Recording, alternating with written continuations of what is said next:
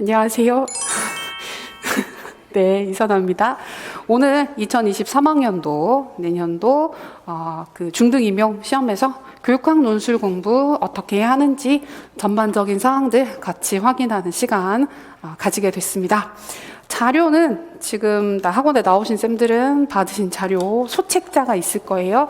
생각보다 소책자가 자꾸 두꺼워져가지고 좀 많이 두껍기는 한데 뭐 중반 이후부터는 보시면 아시겠지만 그 합격 수기, 이전에 공부하셨던 선생님들 어떻게 공부했는지 전공별로 여러 공부 방법들 정리되어 있어서 참고하시기가 괜찮을 거예요. 그리고 우리 왜 평소에도 공부하기 싫을 때 남들이 쓴 합격 수기 보면서 약간 동기도 올리고 나도 합격하면 꼭 써야지 이렇게 생각하고 막 그러잖아요. 그래서 그런 용도로 중간중간에 활용하시면 될 것 같습니다. 이 책자 보시면서 들으시면 될 거고, 그다음에 라이브로 지금 듣고 계신 쌤들도 계실 텐데요. 이제 라이브 같은 경우에는 책자를 이게 학원에 나오시면 받을 수 있어요. 지금 오늘 같이 진행하게 된 요 소책자 합격 가이드북, 요 가이드북은 학원에 나오시면 드릴 수 있고, 근데 자료실에다가 업로드도 되어 있는 상황이기 때문에 현재 라이브 강의 들으시는 경우에는 참고해서 받아서 들으시면 될 것 같습니다. 네, 그 정도. 그리고 전체적인 얘기는 지금 같이 화면 보면서 주요 사항들 같이 확인할 거라서 편한 마음으로 들으시면 될 것 같아요. 날씨가 많이 갑자기 차가워졌는데, 그리고 아직 우리 4학년 쌤들 같은 경우에는 시험이 안 끝난 학교들도 좀 있죠. 그래서 조금 부담스러운 시점이기는 한데, 그래도 또 내년도 시험 준비, 그리고 올해 뭐 작년부터 그런 흐름이 있긴 했었지만 교육학 논술 방향이나 이런 부분들이 좀 많이 달라져 있는 상황이기 때문에 좀 어떤 방향으로 공부해야 되는지 좀 궁금한 부분들이 있으실 거예요. 그래서 그런 사항들 같이 확인하도록 하겠습니다. 넘어갈게요. 빨리 넘어가고, 자, 임용시험의 기본적인 구성. 그래서 오늘은 일단은 이제 중등 임용 시험 자체가 어떤 식으로 구성되어 있는지 잘 모르시는, 그러니까 시험 준비 처음 하시는 쌤들을 대상으로 해서 진행을 하는 거라서 아주 기본적인 사항 간단하게 말씀드리고, 그다음에 교육학 논술 시험이 최근에 어떻게 나오고 있는지, 어떤 흐름으로 변화되고 있는지 보여드리고, 그 맥락에서 작년이 아니죠, 올해죠, 2022학년도 시험 문제 간단히 살펴볼 거고, 그럼 앞으로 어떤 식으로 공부를 해야 할 것인지에 대해서 확인하는 시간을 같이 가질 거예요. 현재 우리 임용 시험은 1차, 2차, 총 2차로 구성되어 있습니다. 그래서 1차 시험은 교육학 논술 20점, 그다음에 전공 서술형 80점 해서 총 100점, 100점으로 구성되어 있어요. 그래서 1차도 100점이고 2차도 100점입니다. 2차도 100점. 그래서 최종 합격 같은 경우에는 요 두 가지 1, 2차 점수를 합산해서 최종 합격을 선정을 하는 방식으로 구성되어 있습니다. 근데 이제 1차 시험에서 대부분의 지역들에서는 1.5배수를 뽑아요. 저희가 정원이 10명이다. 그러면 1차 시험에서 15명을 뽑고, 그 다음에 2차 시험을 통해서 여기에서 이제 1배수를 뽑는 형태로 시험이 구성되어 있습니다. 그래서 이렇게 놓고 보면 사실 교육학 논술은 20점이거든요. 20점이고 전공은 80점이에요. 뭐가 더 중요하겠어요? 당연한 얘기지만 전공이 훨씬 중요합니다. 그리고 1차 시험에서는 기본적으로 꽈락이라고 우리가 그 60% 미만을 득점하게 되면 총점이 얼마든지 간에 1차에서 떨어진, 합격할 수 없는 구조를 가지고 있어요. 그래서 그 교육학 논술 시험 같은 경우에는 저희가 꽈락 기준 점수가 8점인데 8점입니다. 8점. 갑자기 순간 헷갈렸어요. 60%가 아니라 40%라서 8점. 8점 미만을 득점하게 되면 총점이 어떻게 되든지 간에 상관없이 떨어지게 되는 구조고, 전공 같은 경우에는 32점 득점하지 못하면 이제 합격이 안 되는 구조를 가지고 있어요. 근데 사실은 전공 32점은 문제가 안 되겠죠.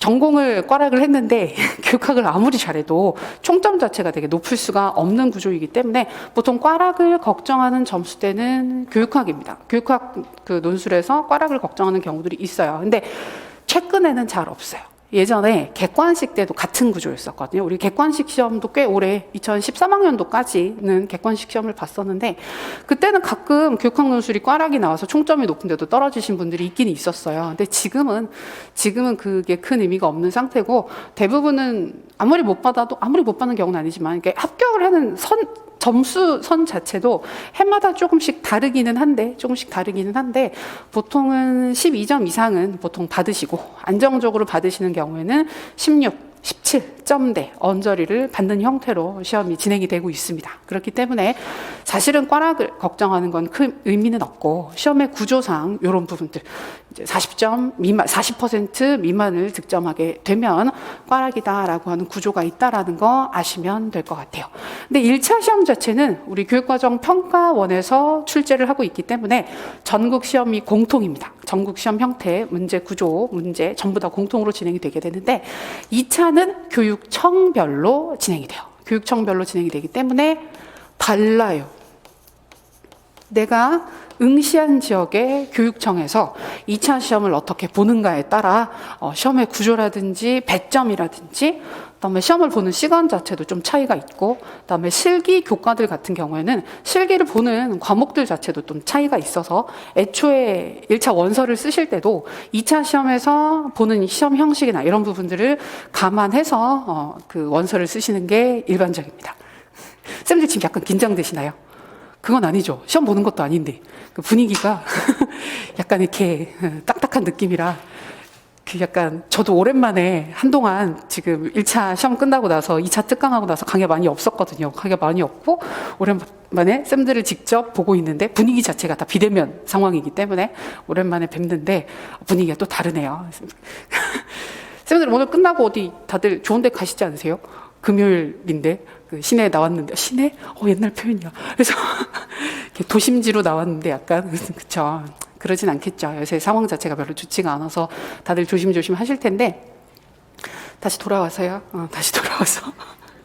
다시 돌아와서 그래서 1차는 다 공통인데 2차는 되게 달라요. 그래서 지금 올해만 해도 약간 이슈가 있었던 게 우리 경기 교육청이 항상 TO도 제일 많이 나고 그래서 제일 많이 응시를 하고 시험 형태도 제일 특이하고 그런 지역이거든요. 그래서 보통 여기 2차 시험 같은 경우에는 교과, 비교과, 그다음에 실기 교과가 조금씩 다릅니다. 그래서 보통 우리가 교과라고 구분을 하는 일반 교과들 같은 경우에는 2차 시험이 수업 실연과 심층 면접이라고 하는 두 가지 포인트로 구성이 되어 있어요. 그래서 거의 반반 정도 되는 그 비율로 나눠서 이제 2차 시험 배분이 되어 있는데 실기 교과 같은 경우, 실기 교과는 음악, 미술, 체육 같이 실기가 포함되는 교과들이죠. 그럼 여기에 추가로 실기가 붙어요. 실기를 보는 거예요. 그럼 수업 실현도 하시고 심층 면접도 보시고 실기도 하게 되는데 실기 비중이 꽤 높습니다. 2차에서 30점에서 40점 정도까지 차지하는 경우들이 있어서 2차에서 되게 많은 비중을 실기 교과는 실기가 차지를 하게 돼요. 그리고 이런 교과 말고 비교과 전공 쌤들 계시잖아요. 보건이라든지 상담이라든지 이쪽 쌤들 같은 경우에는 2차가 면접 100%예요. 면접 100%라서 2차를 준비하는 방식 자체가 완전히 달라지게 됩니다. 그게 이제 굉장히 큰 차이가 되겠죠. 근데 그 수업 실현을 하는 방식이나 심층 면접을 하는 방식도 지역마다 아까 다 다르다 그랬잖아요. 그래서 대표적으로 지금 경기 지역, 가장 많이 뽑는 경기 지역 같은 경우에는 이 심층 면접 부분에 집단 토의가 들어가요. 아마 들어보신 적도 있으실 거예요. 집단 토의가 들어가서 한 6명씩 집단을 이루어서 팀 토의를 하는 부분을 면접관이 관찰을 하고 점수를 주는 형태로 2차 면접을 보고 추가적으로 개별 면접도 보는 형태로 이루어지게 됩니다. 그래서 집단 토의 같은 경우는 시간이 40분이 넘어요. 6명이 토론을 해야 되니까. 그래서 이걸 준비하는 게 생각보다 되게 까다로운 일이겠죠. 근데 작년에는 원래 집단 토의를 하기로 했었는데 코로나가 상황이 좋지 않아서 그때 갑자기 막 그 노량진 쪽에서 문제도 생기고 막 그랬었던 시점이라 집단 토의가 갑자기 취소가 됐거든요. 근데 올해는 아마 2학기에는 그래도 어지간하면 할 거야 라고 하고 또 준비를 했는데 또 취소가 됐어요. 갑자기 취소가 돼서 집단 토의가 다 취소된 상황이긴 한데 그러니까 이런 식으로 그 2차 같은 경우에는 정말 지역별로 완전히 다 다른 형태로 진행이 되게 되기 때문에 2차 전형의 전반적인 사항들을 좀 살펴보시고 원서 쓰실 때도 TO나 이런 부분들을 보기는 보시면 해보시지만 2차 전형이 나한테 좀 잘 맞나? 내가 잘 할 수 있는 유리한 전형인가? 이런 부분들을 고려해서 원서를 쓰시는 것도 중요한 포인트가 될 수 있습니다. 그리고 이제 1차, 2차 비중을 보게 되면, 시험의 비중을 보게 되면 뭐 얘기들이 뭐 있긴 한데 항상 그런 얘기들이 일관되게 있는 것은 아니지만 최근의 분위기를 보게 되면 2차 비중이 점점 높아지는 건 맞아요. 2차를 되게 중요하게 보고 있어요. 그래서 근데 현실적으로 저희가 준비할 수 있는 시간 자체가 2차 같은 경우에는 1차 준비하면서 같이 준비를 하는 건 사실 좀 어렵거든요. 왜냐하면 1차 준비를 해보시면 아실 거예요. 1차 준비만 해도 죽을 것 같아요. 그래서 이걸 1년에 보통 우리가 이 1차 시험 같은 경우에는 11월 네 번째 주 토요일에 보통 많이 있어요. 그래서 이제 11월 말경에 시험을 보게 되는데, 그러니까 1년 준비를 하게 되면 보통 이제 12월이잖아요. 지금 12월이고 이제 내년 1월부터 해서 대부분의 학원들은 강의 커리큘럼이 시작되게 됩니다. 그러면서 그 일정에 따라서 쭉쭉쭉쭉 진행을 하고 교육학이랑 전공이랑 열심히 공부를 하시고 이제 1차 시험을 보고 나면 그 다음에 2차 시험을 본격적으로 준비를 하는 형태로 보통 많이 이루어지게 돼요. 근데 2차 비중이 높아지기 때문에 2차 시험 준비를 미리 할 수 있으면 참 좋은데, 사실 좀 어려워요. 그 부분 자체가. 여기서 하는 활동 자체가 면접이랑 수업 실현이기 때문에 정말 시간을 많이 들여서 내가 많이 실제로 활동을 해서 하는 활동들이 되게 많기 때문에 이 두 가지를 병행하는 건 사실 좀 어렵고, 2차 준비를 미리 하시는 경우는 대부분 그런 경우입니다. 이전에 시험을 봤는데 1차 합격을 했는데 2차에서 자꾸 떨어진다. 2차 시험에서 조금 근소한 차이로 자꾸만 1차 시험 점수는 되게 높았음에도 불구하고 2차 시험에서 낮은 점수를 받아서 반복적으로 떨어진다 하는 경우에는 1차 준비를 하면서 2차를 같이 준비하는 경우들이 있기는 해요. 근데 그렇긴 한데 대부분의 처음 준비하시는 쌤들은 준비를 해보시면 그냥 이 두 가지를 같이 병행해서 한다는 건 좀 현실적으로 어렵고, 일부 우리 실기 전공들 같은 경우에는 실기를 근데 1차 끝나고 준비하는 게 사실 좀 어렵기 때문에 상반기에 1차 교육학 전공 공부를 같이 하시면서 실기를 좀 같이 병행해서 하다가 하반기에는 실기를 빼고 1차 준비에 집중하시다가 시험 끝나고 1차 시험 끝나고 나면 다시 2차 준비를 하시는 형태로 이런 식으로 많이 시험이 진행이 된다고 아시면 될 것 같아요. 그래서 오늘 오신 많은 선생님들은 물론 시험 경험 있으신 쌤들도 있으실 것 같기는 한데, 그다음에 처음 시험 준비, 내년에 처음 시험을 볼 생각을 하고 오신 분들이 많으실 거라서 이런 기본적인 사항들 말씀드리는 거라고 보시면 될 것 같아요. 시험은 이렇게 구성되어 있고, 그다음에 한국사가 조건으로 들어가게 됩니다. 조건으로 들어가서 한국사 같은 경우에는 우리가 5년 동안의 유효기간을 주거든요. 5년 동안의 유효기간을 주기 때문에 요새는 워낙 많이 보셔서 한국사 시험을 워낙 많이 보시기 때문에 대부분 많이들 자격은 가지고 계세요. 근데 그래도 가끔 보면 요 한국사 자격이 지금 안 돼가지고 뭐 시험을 봐야 돼 하시는 분들이 꽤 있는데 생각보다 많이 떨어집니다. 여기에서. 그래서 시험 준비하는 해에 같이 준비를 하시는 경우에 생각보다 많이 떨어지는 경우들이 많아서 시험에 떨어지신다고요. 한국사 시험에. 자꾸만 떨어져서 이게 전체적인 1차 공부에 많이 방해가 될 수 있어요. 그래서 만약에 지금 아직 준비가 안 돼 있는 쌤이 있으시다면 최대한 빨리 상반기 중에 일정 찾아서 최대한 빨리 볼 수 있는 시험 찾아서, 왜냐하면 요새는 이것도 되게 많이 보셔가지고 원서 접수 자체가 힘든 경우들도 꽤 있어요. 그래서 상반기 시험 같은 경우에는 서울 경기 지역 워낙 빨리 마감이 돼서 제주도 가서 시험 보시는 분들도 있고, 그래서 약간 기회죠? 그거는 그죠? 어쩔 수 없어. 엄마네 한국사 시험을 봐야 뭘 할 수가 있기 때문에 너무 가기 싫은데 제주도에 갔다 와야 되겠네 이러면서 약간 갔다 오시는 것도 괜찮은 방법이 되겠죠. 제 친구는 옛날 얘기긴 하지만 회계사 시험 본다고 맨날 괌에 갔어요. 미국 회계사 시험을 봐야 된다면서 계속 이상하게 괌에 여러 번 가서 붙지는 않고 계속 시험만 보러 간 친구 있었거든요. 그래서 그건 아니지만 우리는 빨리빨리 초반부에 일정 찾아서 한국사 자격은 따두시는 게 좋습니다. 그러니까 되게 힘든 시험은 아닌데 우리 공부할 때 되게 많은 부분들을 갉아먹거든요. 되게 신경 쓰이게 할 수 있는 부분이라서 미리미리 준비하시는 게 좋습니다. 그 정도. 좋아요. 시험의 구조는 이런 식으로 구성되어 있어서 선생님들이 일단 시작하실 때는 이런 흐름 가지고 진행하시면 무리는 없을 것 같습니다. 그리고 오늘 받으신 책 자료 부분 보시면 4페이지부터 해서 중등 교육학 논술 출제 경향 분석이라는 부분이 있어요. 그죠? 여기 보시면 2014학년도 시험부터 2022학년도, 그러니까 얼마 전에 지난번에 나왔던 시험까지 대략적인 그 문제 출제 영역과 그다음에 관련되는 주제 영역들을 쭉 정리를 해놓고 있습니다. 그래서 한번 쭉 보시면 쌤들이 기본적으로 지금 이렇게 그 사범대를 다니시거나 아니면 교직과정 아니면 교육대학원을 지금 다니고 계신다고 한다면 대충 어떤 부분들을 어떻게 물어보는지 대략적인 부분들은 아실 수 있을 거예요. 근데 결국 이걸 보시면 이 시험 자체가 어떤 부분들을 어떤 식으로 확인하는 시험인지를 대략적으로 아실 수 있을 거예요. 그 부분을 같이 확인하겠습니다. 우리가 제일 처음에 교육학 논술이라는 말을 들으면 막연하게 논술로 교육학을 본다 그러면 도대체 어떻게 보는 걸까? 그래서 논술 시험이라고 했을 때 느껴지는 부담감, 나 글 쓰는 거 되게 싫어하는데. 근데 대부분의 경우 길을 막고 물어봐도 나 글 쓰는 거 너무 좋아. 논술 쓰는 게 취미야. 나는 뭐 주말에 사설을 써. 이런 사람은 없잖아요. 그래서 대부분 다 글 쓰는 거 싫어요. 우리 레포트 쓰는 거 되게 싫죠. 좋아하시는 분도 있겠지만 대부분의 경우 레포트 쓰는 숙제 되게 싫어하잖아요. 그래서 보통 좀 부정적으로 생각을 하시게 되고 도대체 어떻게 여기서 뭘 평가하는 건지가 막연하게 느껴지실 수 있는데 보면 우리 시험은 사실은 뭐에 가깝냐면 우리 대학교에서 교직 수업을 듣고 나서 중간고사나 기말고사를 보거나 아니면 레포트를 쓰라고 했는데 그 레포트를 1시간 안에 참고 자료 없이 내가 내 손으로 써서 내는 레포트의 성격에 가깝습니다. 여러 그 교육학 영역들을 한 번에 물어보는 레포트 성격이 강해서 실제로 보시면 교육학 이론에 대한 기본적인 지식이 있어야 되고 문제를 확인하고 파악하는 능력이 있어야 되고 알고 있는 지식들을 문제 상황에 맞춰서 풀어낼 수 있는 능력이 있으면 되는 시험. 그래서 너무 되게 까다롭고 어려운 시험이라기보다는 교육학 지식을 문제에서 요구하는 방향에 맞게끔 서술을 하는 시험이다라고 생각하시면 되겠어요.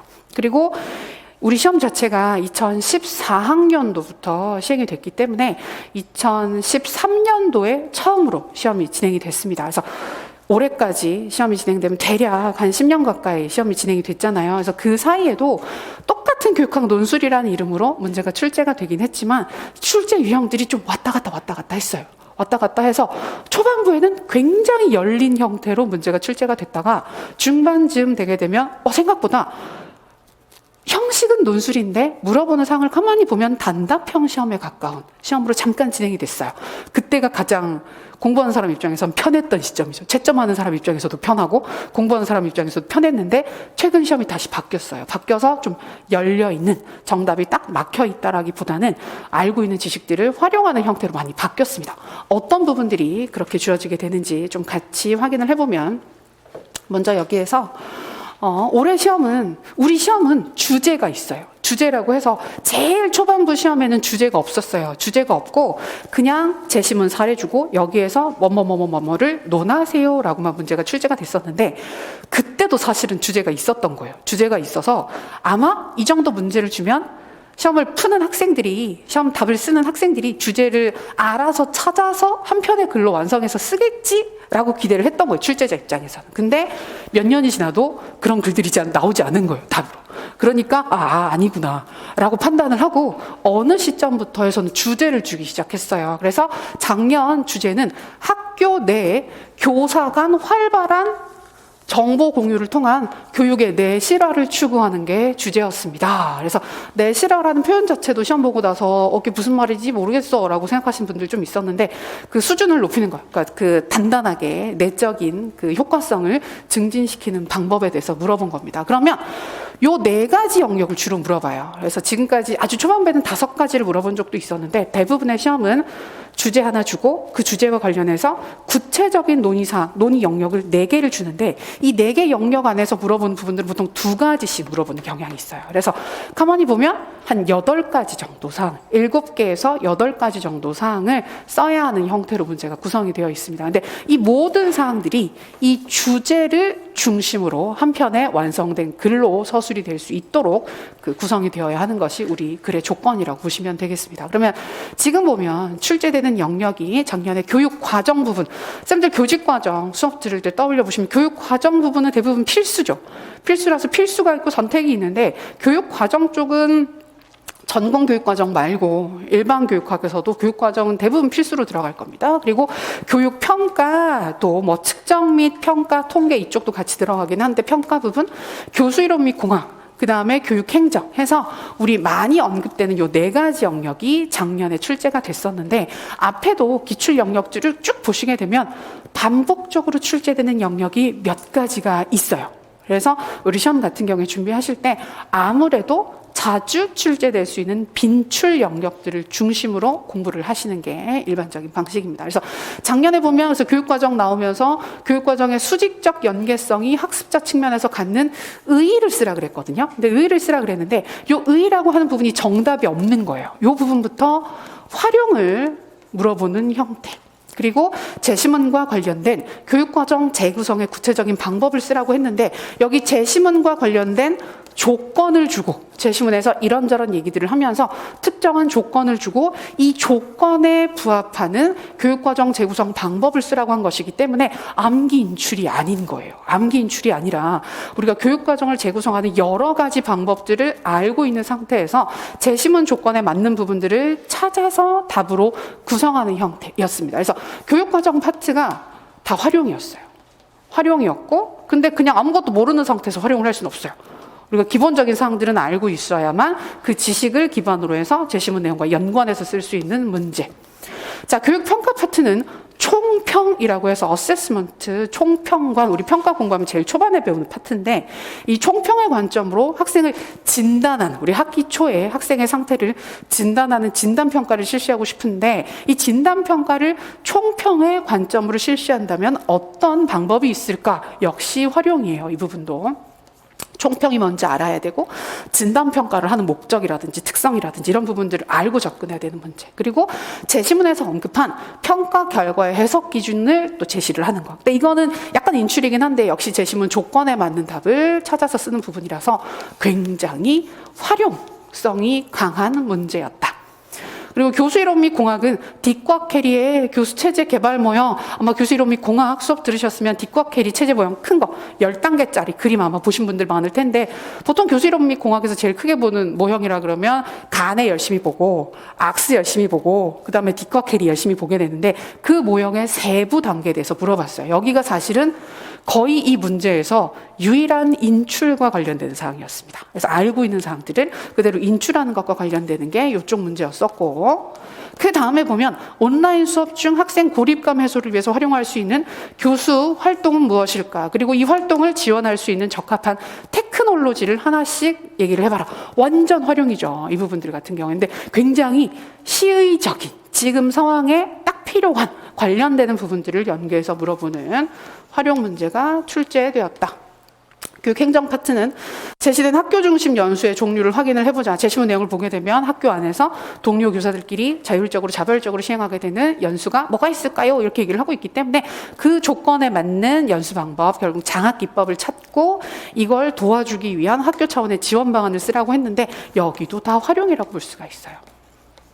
그래서 문제 형태 자체가 초반부 형태처럼 많이 돌아가서 그러니까 알고 있는 이론적 사항들을 그대로 인출하는 부분은 굉장히 작은 부분에 해당하는 거고 알고 있는 사항들과 제시문의 문제 상황들의 조건을 맞추어서 그를 활용해서 쓰는 활용 성격이 아주 강한 문제로 지금 현재 출제가 되고 있다라고 이해를 하시면 되겠습니다.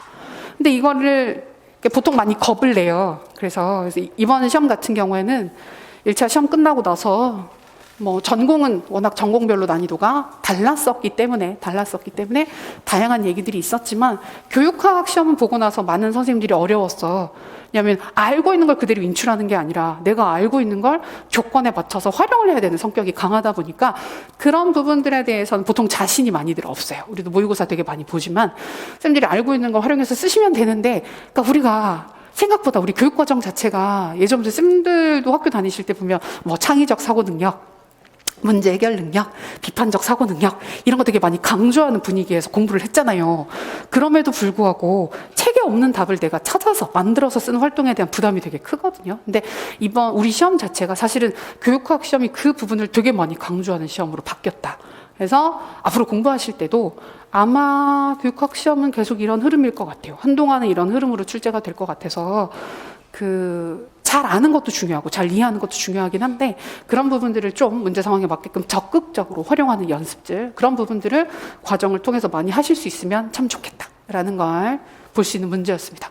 자, 보시면 작년에는 이렇게 올해죠. 올해 나왔던 문제는 이렇게 나왔고 2021학년도 작년에 나왔습니다. 우리 시험은 학년도라는 개념을 써요. 그 수능도 학년도라는 개념을 쓰잖아요. 그래서 올해 봤던 시험을 2022학년도 수능이라고 얘기를 하거든요. 왜 그러냐 하면 올해 봤던 사람들이 내년에 대학을 가는 것이기 때문에 그 학교에 가는 시점을 기준으로 해서 몇 학년도라고 해서 1년을 땡겨서 얘기를 한단 말이에요. 그래서 우리도 왜 우리가 올해 2021년인데 2021년에 본 시험을 2022학년도 시험이라고 얘기를 하느냐 하면 올해 시험을 본 사람들이 내년에 선생님으로 임용이 되기 때문에. 그래서 물론 이제 연기가 되는 경우도 있지만 정상적으로 임용이 된다 그러면 내년에 임용이 되기 때문에 그 기준으로 가는 겁니다. 그래서 작년 시험인 2021학년도 중등을 보면 학생의 선택과 결정의 기회를 확대하는 교육이다. 강조하는 포인트 이 주제를 중심으로 교육 과정, 평가, 교수 이론 및 공학, 교육 행정을 물어봤어요. 어때요? 올해랑 똑같아요. 물어본 영역 자체가 과정, 평가, 공학, 행정. 과정, 평가, 공학, 행정. 그래서 최근에 강조하는 영역 자체가 되게 유사한 모습을 볼 수 있습니다. 그리고 작년부터 시험이 어떻게 바뀌었냐면 재작년 시험만 해도 우와 글씨체가 깨졌어요. 죄송해요. 일부는 명칭을 물어보는 파트가 있었어요. 여기에서 이 이론에서 뭐에 해당하는 개념이 뭐야? 라고 이름을 한번 써봐. 이런 부분들이 있었는데 작년 시험부터 이름을 하나도 안 물어봤어요. 하나도 안 물어보고 여기도 중간에 보면 뭐 교육과정 운영 관점의 장점과 구체적 운영 방안, 이건 제시문에 나와 있는 부분들을 찾아서 쓰라고 했던 건데 운영 관점을 찾고 나서 이 해당하는 운영 관점의 이름을 쓰라고 하지 않았어요. 쓰라고 하지 않고 이 운영 관점의 장점은 뭐야? 단점은 뭐야? 실제로 실행할 수 있는 방법은 뭐야? 이렇게만 물어보고 두 번째 자기평가가 왜 효과적인지 실행 방안이 뭔지를 물어보는 문제에서도 제시문에 나와 있는 평가 방법이 뭔지를 찾은 다음에 그 평가의 효과를 두 가지를 쓰고 실행할 수 있는 방안을 두 가지 써 라고만 얘기를 했지 명칭을 안 물어본 거예요. 그래서 작년 시험부터 겉으로 보기에는 시험 구조가 되게 비슷해 보이고 이전 시험이랑 비슷해 보이지만 실제로 유형이 확 바뀌었다고 얘기를 하는 게 암기 인출이 아닌 알고 있는 사항들을 찾고 활용하는 시험으로 우리는 가고 싶어요 라고 하는 의지를 많이 보여줬던 겁니다. 자, 2020학년도 보면 토의식 수업 활성화 방안 얘기를 하면서 심리, 철학, 교수 이론 및 공학 왜 이런 식으로 복잡하게 얘기를 했느냐면 이 부분이 구성주의를 물어보는 거였거든요. 근데 구성주의는 실제로 공학에서 가장 많이 다뤄요. 공학에서 가장 많이 다루고 드물게 심리에서 다루는 파트이기 때문에 조금 애매하게. 그다음에 교육과정, 교수 이론 및 공학, 교육행정. 그죠? 반복적으로 보이는 몇 가지 영역이 있죠. 그리고 그 이전에도 보면 심리, 과정, 평가, 행정.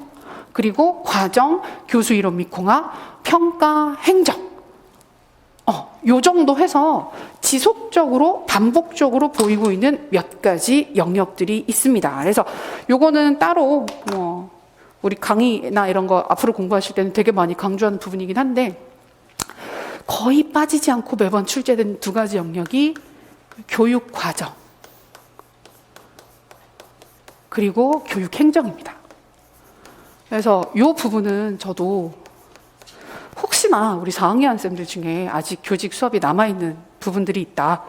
근데 뭐 꼭 학점을 채워야 하기 때문에 좀 들어야 하는 부분이 있다. 근데 여기에서 내가 뭐 빠진 게 있다. 안 들었던 부분들이 있다. 그러면 들을 수 있는 게 있으면 이 부분을 듣는 게 도움이 될 거다. 가장 현장에서 가장 강조하는 최근에 많이 언급되는 사항들을 찾을 수가 있기 때문에 그래서 뭐 여차하면 수업 다 들었고 난 추가로 들을 게 없다. 근데 후배들이 뭘 듣고 있다 그러면 뭐 중간고사에 과제 시험 뭐 나왔어? 그다음에 레포트 과제 뭐 줬어? 이런 부분들은 사실은 이쪽 파트는 좀 확인을 하시는 것도 도움이 될 수 있어요. 그러니까 선생님들이 가장 관심 있는 최근에 관심 있는 부분이 어딘지를 찾을 수 있으니까.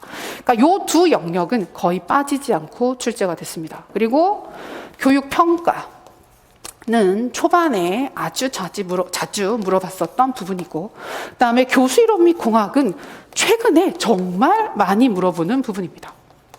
그리고 교육 심리 파트는 드물지만 그래도 한 번씩 물어보는.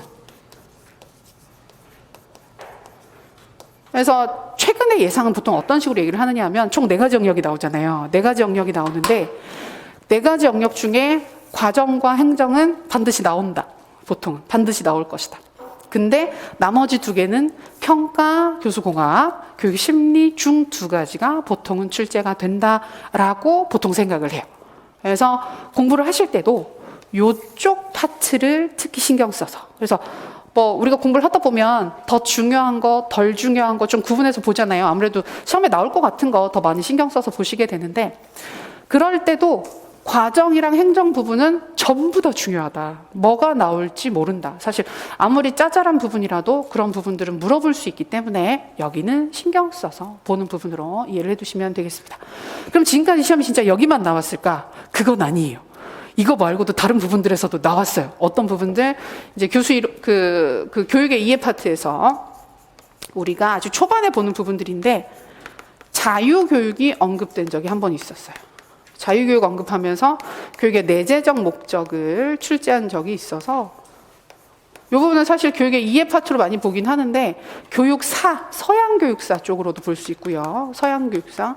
우리 교직 수업 들을 때 교육사 철학 되게 싫어하죠.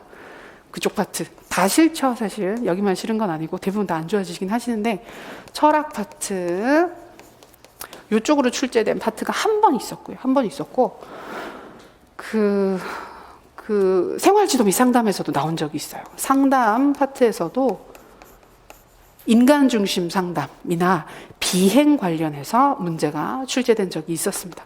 그리고 교육 사회학에서도 출제된 적이 있었어요. 그래서 이때는 학교의 기능이나 이런 부분들을 물어보는 기능 이론 쪽으로 문제가 출제된 적이 있습니다. 근데 다 이 부분들은 한 번씩 출제가 됐어요. 그래서 해마다 우리가 이제 전반배 공부할 때는 전체 영역을 다 공부하고, 그 다음에 좀 시험에 많이 나올 것 같은 영역들을 중점적으로 많이 본단 말이에요. 근데 이제 그 후반부가 되게 되면 또 모르잖아요. 다른 부분들에서 또 나올 수도 있잖아요. 그러면 요런 부분들도 좀 살펴보면서 우리가 이제 혹시나 또 좀 방심할 수는 없으니까 이런 부분들은 좀 곁다리로 추가로 본다. 이 정도 느낌으로 이해를 해두시면 되겠습니다. 그래서 시험은 생각보다 이론적 지식의 토대가 많이 중요해요. 그래서 모르면, 그러니까 어떤 분들은 가끔 비볐으면 되지, 재시문에 있는 내용들 가지고 비볐을 수 있어. 작년 시험이 좀 그랬어요. 작년 시험이 좀 그래서 최대한 정보들을 되게 많이 주고, 뭐 명칭이나 개념 같은 거 몰라도 좀 쓸 수 있는 형태로 많이 나왔었는데, 올해 거기서 약간 또 달라져서 비벼서 쓰긴 쓰는데 개념을 모르는 상태에서 비비기는 좀 어렵게, 내가 뭘 알고 있어야만 알고 있는 내용을 가지고 명칭을 쓸 건 아니지만 활용을 해서 써야 하는 문제 형태로 많이 바뀌었습니다. 그래서 이런 부분들, 이론적 지식과 그걸 활용하는 그런 성격의 문제로 출제가 되고 있다라고 하는 거 파악해 두시면 좋겠습니다. 자료 보시면 지금 봤었던 2018학년도 시험 말고도 2017학년도, 16학년도, 15학년도 추가 시험, 15학년도 중등, 14학년도 추가 시험 등등해서 시험 그 주제가 다 정리가 되어 있어요. 보시면 초반부, 이런 부분들을 물어봤었구나라고 하는 부분들을 확인하실 수 있습니다. 중간중간에 추가 시험이 있었던 해는 초반부에 상반기 시험이 한 번 더 있었던 적이 있었어요. 그래서 6월 달에 시험을 한 번 더 봤습니다. 우리가 기본적으로 1차 시험은 11월 달에 보는 게 기본인데 6월 달에 추가 시험이 한 번씩 있어서, 근데 모든 교과가 다 있었던 건 아니고 일부 교과들만 추가 시험을 보는 형태로 시험이 있었던 적이 있었어요. 그래서 난이도가 왔다 갔다 하긴 했었지만 초반부 3번은 보시면 주제가 없죠. 주제가 없고 아마 주제를 알아서 찾아서 쓰게끔 하는 시험 형태였는데, 2015학년도 중등 추가 시험부터 확 바뀌어서 주제를 주기 시작했고, 지금까지는 이 흐름에서 크게 벗어나지 않고 주제를 주고 4가지를 물어보는 형태로 시험이 구성되고 있습니다. 그래서 뭐 별 의미는 없는 얘기지만 초반부에는 저희가 시험을 1시간 보거든요. 60분 동안 시험을 보는데 초반부는 시간이 절대 모자라지 않았어요. 왜냐하면 물어보는 항목 자체가 별거 아니었거든요. 거의 4가지를 물어보면 4가지 영역이면 정말 4가지만 물어봐요. 그럼 사실 시간이 좀 남아요, 대부분의 쌤들이. 근데 지금은 4가지를 물어보는데 4가지를 물어보는 게 아니라 7, 8가지를 물어보는 거예요. 주제 논의도 해야 되고 조건도 갖추어 써야 되고, 그러다 보니까 대부분은 시간이 굉장히 빡빡하다. 그러니까 한 시간 안에 다 쓰는 게 좀 어렵다라는 얘기를 많이 하십니다. 그래서 그런 부분들도 있고, 그다음에 분량 같은 경우에도 저희가 중간고사나 기말고사 보실 때 대학에서 유선지 비포 사이즈로 보통 그런 거 쓰잖아요. 똑같아요. 그 형태로 OMR 카드를 2장을 주고 거기다가 우리가 답을 쓰거든요. 답을 쓰는데 그게 초반부, 중반부에만 해도 한 페이지만 써서 내도 78점 받는 분들이 꽤 있었어요. 키워드 채점을 하던 시점에. 근데 지금은 그렇게 쓰는 경우는 거의 없어요. 왜냐면 쓸 게 너무 많아서 거의 한 페이지 반, 두 페이지 가득 채웠는데도 내가 하고 싶은 얘기를 다 못했다 하시는 경우들이 있어서 이제 앞으로 시험 자체가 약간 시간 관리 이런 부분들이 좀 더 중요해지는 상황이 되고 있다라는 거 보시면 될 것 같습니다. 네. 그래서 시험의 구조는 대략 최근에 어떤 흐름으로 나왔는지 파악했고, 지금 받으신 자료의 8페이지를 보시면 작년 기출문제가 있습니다. 자꾸 작년이래. 올해인데. 시험 문제 한 달도 안 됐는데. 올해에 시험 문제가 있습니다. 우리가 교육학을 1교시 해봐요. 교육학을 1교시 해보고 전공 A, B를 2교시, 3교시에 이어서 보는 거거든요. 그래서 사실은 약간 1교시의 그 기세, 1교시 시험을 봤는데, 쓸만했어. 그러면 전공도 약간 더 힘을 내서 쓰게 되고, 근데 1교시를 잘 못 본 것 같으면 왠지 약간 기가 죽고 약간 그런 느낌이 있잖아요. 우리 수능 볼 때도 1교시 언어 영역 잘 보면 뒤에 괜찮은 것 같고, 근데 막 그런 것처럼 약간 그런데 영향을 주긴 하는데, 올해 시험은 전체적으로 끝나고 나서 분위기가 싸했다. 그래서 1교시 끝나고 다들 막 되게 정적많이 감돌고 서로 이러고 있었다고 얘기를 많이 하시더라고요. 그래서 조금 어려웠다고들 하는데 실제로 시험이 어떤 모습으로 나오는지를 한번 보시면 좀 가늠하기가 좋을 것 같아요. 그러니까 생각보다 그렇게 무섭지 않습니다. 처음에 지금까지 들은 얘기로 들었을 때 약간 무서웠나요? 막 어려울 것 같았나요? 그거 아니시죠? 할만할 것 같았죠. 실제로 보시면 더 할만할 것 같아요. 자, 문제가 먼저 있어요. 그래서 우리도 비포 사이즈 큰 문제지에다가 먼저 보면 다음은 땡땡 중학교에서 자체 특강을 실시하는 교사가 동료 교사와 나눈 대화의 일부다라고 해서 최근에 시험은 굉장히 실제적인 장면을 보여줍니다. 그래서 학교 안에서 교사들이 대화를 한다든지 아니면 좀 비현실적이지만 옛날에 대학 친구한테 메일을 쓴다든지, 대학 친구한테 무슨 메일을 써요. 카톡을 남기겠지.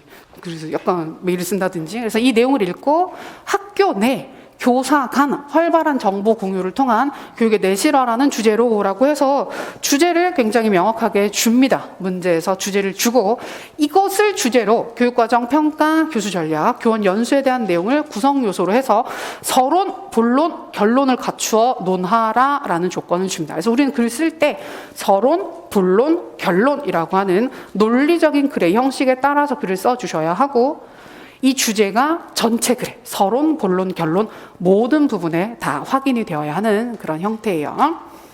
자, 그 다음에 제시문이 나오는데요. 여기 대화 내용은 자세히 보진 않을 거예요. 어차피 지금 봐도 쌤들이 이 부분에 대한 이론적 지식이 아주 풍부히 있는 상황은 아니기 때문에 찾기가 어려워요. 근데 여기 보면 뭐 쭉 얘기를 하면서 여기 보면 송교사 처음 우리가 교육 과정 파트만 살짝 살펴보게 되면 도움을 줘서 고맙습니다. 자, 그동안 교과 간 통합에 주로 관심을 가져왔는데 김 선생님 특강을 들어보니까 자, 이전 학습 내용과 다음 학습 내용이 자연스럽게 연결되어야 한다라는 수직적 연계성이 중요한 것 같네요. 라고 뭔가 얘기를 하고 있죠. 그리고 그래서 이번 학기에는 교과 내 단원의 범위와 계열을 조정할 계획입니다. 선생님께서는 교육과정을 어떻게 재구성하시는지 함께 이야기할 수 있을까요? 라고 조건을 퍼부어줬어요. 그래서 아까 보면 다시 돌아가서 이걸 감안을 해서 실제 시험 문제가 뭘 물어봤느냐 하면 이 부분에 해당하는 게 송 교사가 언급한 교육과정의 수직적 연계, 제시문에 있었죠. 학습자 측면에서 갖는 의의를 두 가지 쓰라 그랬어요. 근데 제시문을 읽어보면 수직적 연계성이 뭔지 설명을 했어요.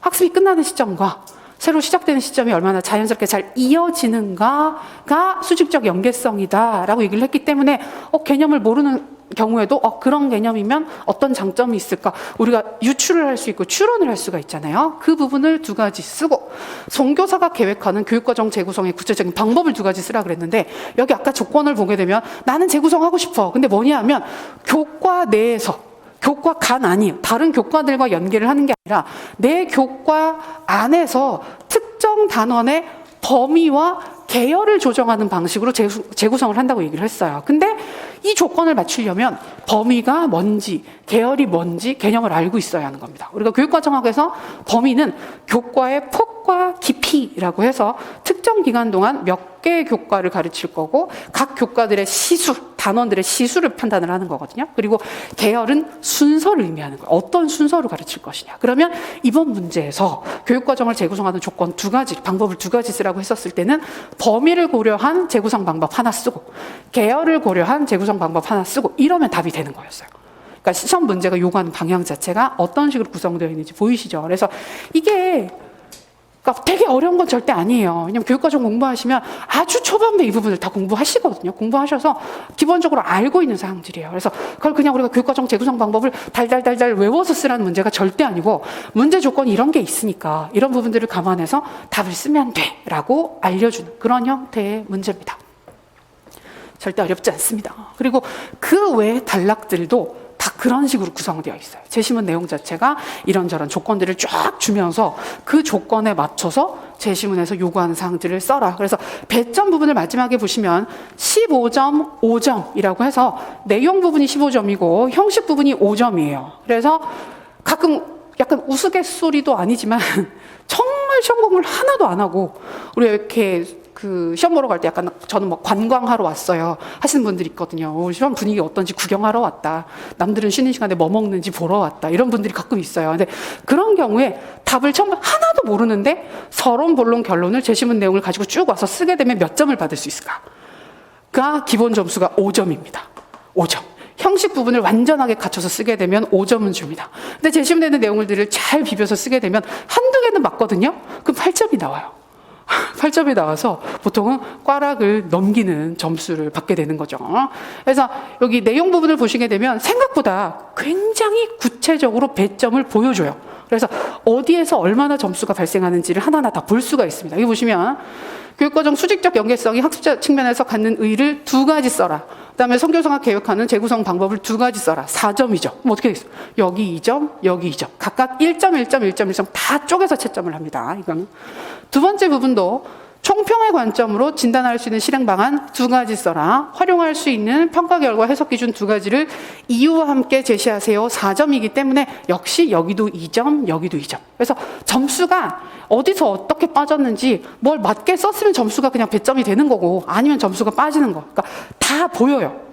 그리고 우리 시험은 소수점으로 주지는 않습니다. 기본적으로. 근데 실제로는 소수점으로 점수가 나와요. 그 이유가 여기에서 우리 보통 세분위 채점을 하거든요. 한 답안지를 세분위 채점을 하는데 평균을 내요. 평균을 내기 때문에 3으로 나눈 값이 보통 나와요. 모두가 일치를 하면 문제없이 그냥 플랫한 점수가 나오는데 보통 0.67이나 0.33이 잘 나와요. 뭐 15.67, 17.33 그러면 15.67이 나왔다? 그러면 두 사람은 15점을 주고 한 사람은 16점을 준 거예요. 그러니까 그런 식으로 쪼개기 때문에 소수점 점수가 나오는 거지 배점 부분을 보게 되면 0.5점을 주거나 하는 부분들은 없습니다. 다 1점씩 점수가 들어가게 됩니다. 그리고 형식 부분을 보시면 논술의 내용과 학교 내 교사 간 활발한 정보 공유를 통한 교육의 내실화 이거 주제였었죠. 이 주제를 연계하고 논리적 형식을 지켰느냐가 3점으로 들어가 있어요. 이 3점은 결국 뭐를 뜻하느냐 하면 서론, 결론 썼느냐.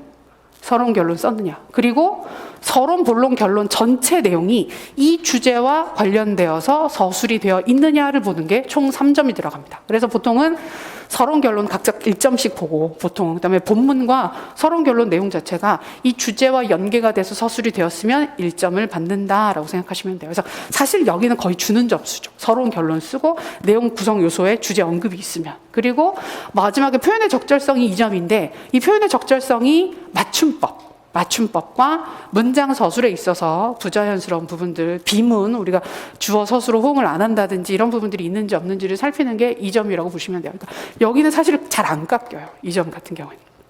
안 깎이고 뭐라도 쓰면 거의 점수를 주는 그 형태입니다. 근데 이걸 보면 그 맞춤법 틀려도 되느냐, 맞춤법을 막 엄청 틀려도 2점 이상은 절대 안 깎이지 않느냐라고 생각하시게 되는데 요새 맞춤법 안 틀려요.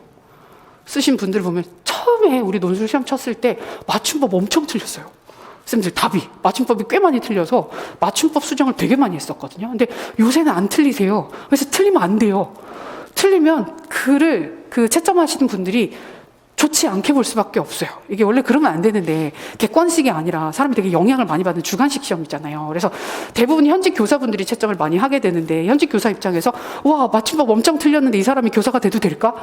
라는 생각을 하게 된단 말이에요. 그래서 그 인상들이 그 내용 부분 채점할 때 영향을 줄 수밖에 없기 때문에 맞춤법은 절대로 틀리면 안 됩니다. 그래서 그 하나도 안 쓰면 0점을 줘요. 빈 답안지를 써서 되면. 근데 채점하신 분들 얘기 들어보면 별별 답안지들이 다 있다고, 오늘 아침 나오기 싫었는데 엄마가 자꾸 시험 보러 가라 그래서 나왔다. 뭘 써야 할지 모르겠다. 이런 식으로 일기 써서 내시는 분들도 있다고. 근데 그런 답안지는 재미는 있겠죠. 채점하시는 분들 입장에서. 근데 그러니까 기본 구성은 이런 식으로 시험이 구성되어 있습니다. 그러니까 별거 아니죠. 조건이 생각보다 우리가 대학교 때 레포트나 그 중간고사, 기말고사 보는 것보다 훨씬 더 명확해요. 이렇게 알려주면 이렇게 쓸 텐데 우리가. 근데 그렇게 안 알려주고 마음대로 채점하시잖아요. 근데 우리 시험 같은 경우에는 형태나 구성 요소 자체가 되게 명확하기 때문에 이런 부분들을 지켜서 공부하고 연습을 하시면 생각보다 크게 어렵지 않게 공부하실 수 있습니다. 할만하시겠죠? 반응이 별로 좋지 않은데 원래 그래요. 처음에 시작하실 때는 대부분 다 교육학 싫어하시거든요. 난 전공은 좋은데 교육학은 싫어. 근데 한 보통 석 달만 지나면 대부분 다 바뀌어요. 교육학은 할만한데 전공이 내가 알던 전공이 아니에요. 분명히 내가 공부했었을 때는 이런 게 아니었는데 시험을 보려고 준비를 해보니까 전공이 나를 속였다. 그래서 끝없이 새로운 내용이 나온다. 근데 교육학은 그렇진 않거든요. 그래서 사실 처음에는 교육학이 힘들어요. 그래서 보통은 1, 2월 달에 공부하실 때 교육학 되게 많이 힘들어 하시다가 근데 3월 달에 4월 달에 해보면 그게 그거네. 5월 달에 해보면 할만하네. 그래서 중반 넘어가면 교육학은 정말 좀 편안하게 루틴하게 진행되는 과정이 되는 거고 후반부로 가면 전공을 정말 열심히 하셔야 돼요. 왜냐면 해도 끝이 없으니까. 그래서 저는 이제 공부 방법도 전체적인 그 일정이나 이런 거 짜는 것도 좀 이따 안내해 드리긴 할 텐데 초반부에 교육학에 조금 힘을 써서 구조를 잡아주시면 후반부로 갈수록 전공에 더 많은 시간을 쓸 수 있다. 그리고 뒤로 가면 갈수록 전공 공부를 정말 열심히 하셔야 된다. 후반부에 교육학 공부하고 있으면 큰일 난다. 큰일 납니다. 20점밖에 안 되거든요. 그래서 전공을 잘 보셔야 합니다. 자, 그래서 작년 시험 구조를 대략 봤어요. 그리고 여기 받으신 자료, 지금 책자에도 보면 요 문제, 배점 부분 8페이지, 9페이지, 그리고 9페이지 아래쪽에 보시면 출제 경향 나와 있는데, 그러니까 아까 다 얘기했던 부분들이긴 하지만 최근 시험은 알고 있는 걸 그냥 암기 인출하는 시험은 아니다. 활용하고 적용하는 형태가 되게 많이 강하고, 그리고 답 자체가 딱딱딱 떨어지는 게 아니에요. 그렇기 때문에 답을 쓰실 때 되게 중요한 포인트 중에 하나가 자세히 써야 돼요. 자세히. 키워드만 딱 던지고 자 알아서 채점하세요 라고 하면 채점자가 판단해야 될 요소들이 너무나 많기 때문에 이걸 점수를 줘도 될까?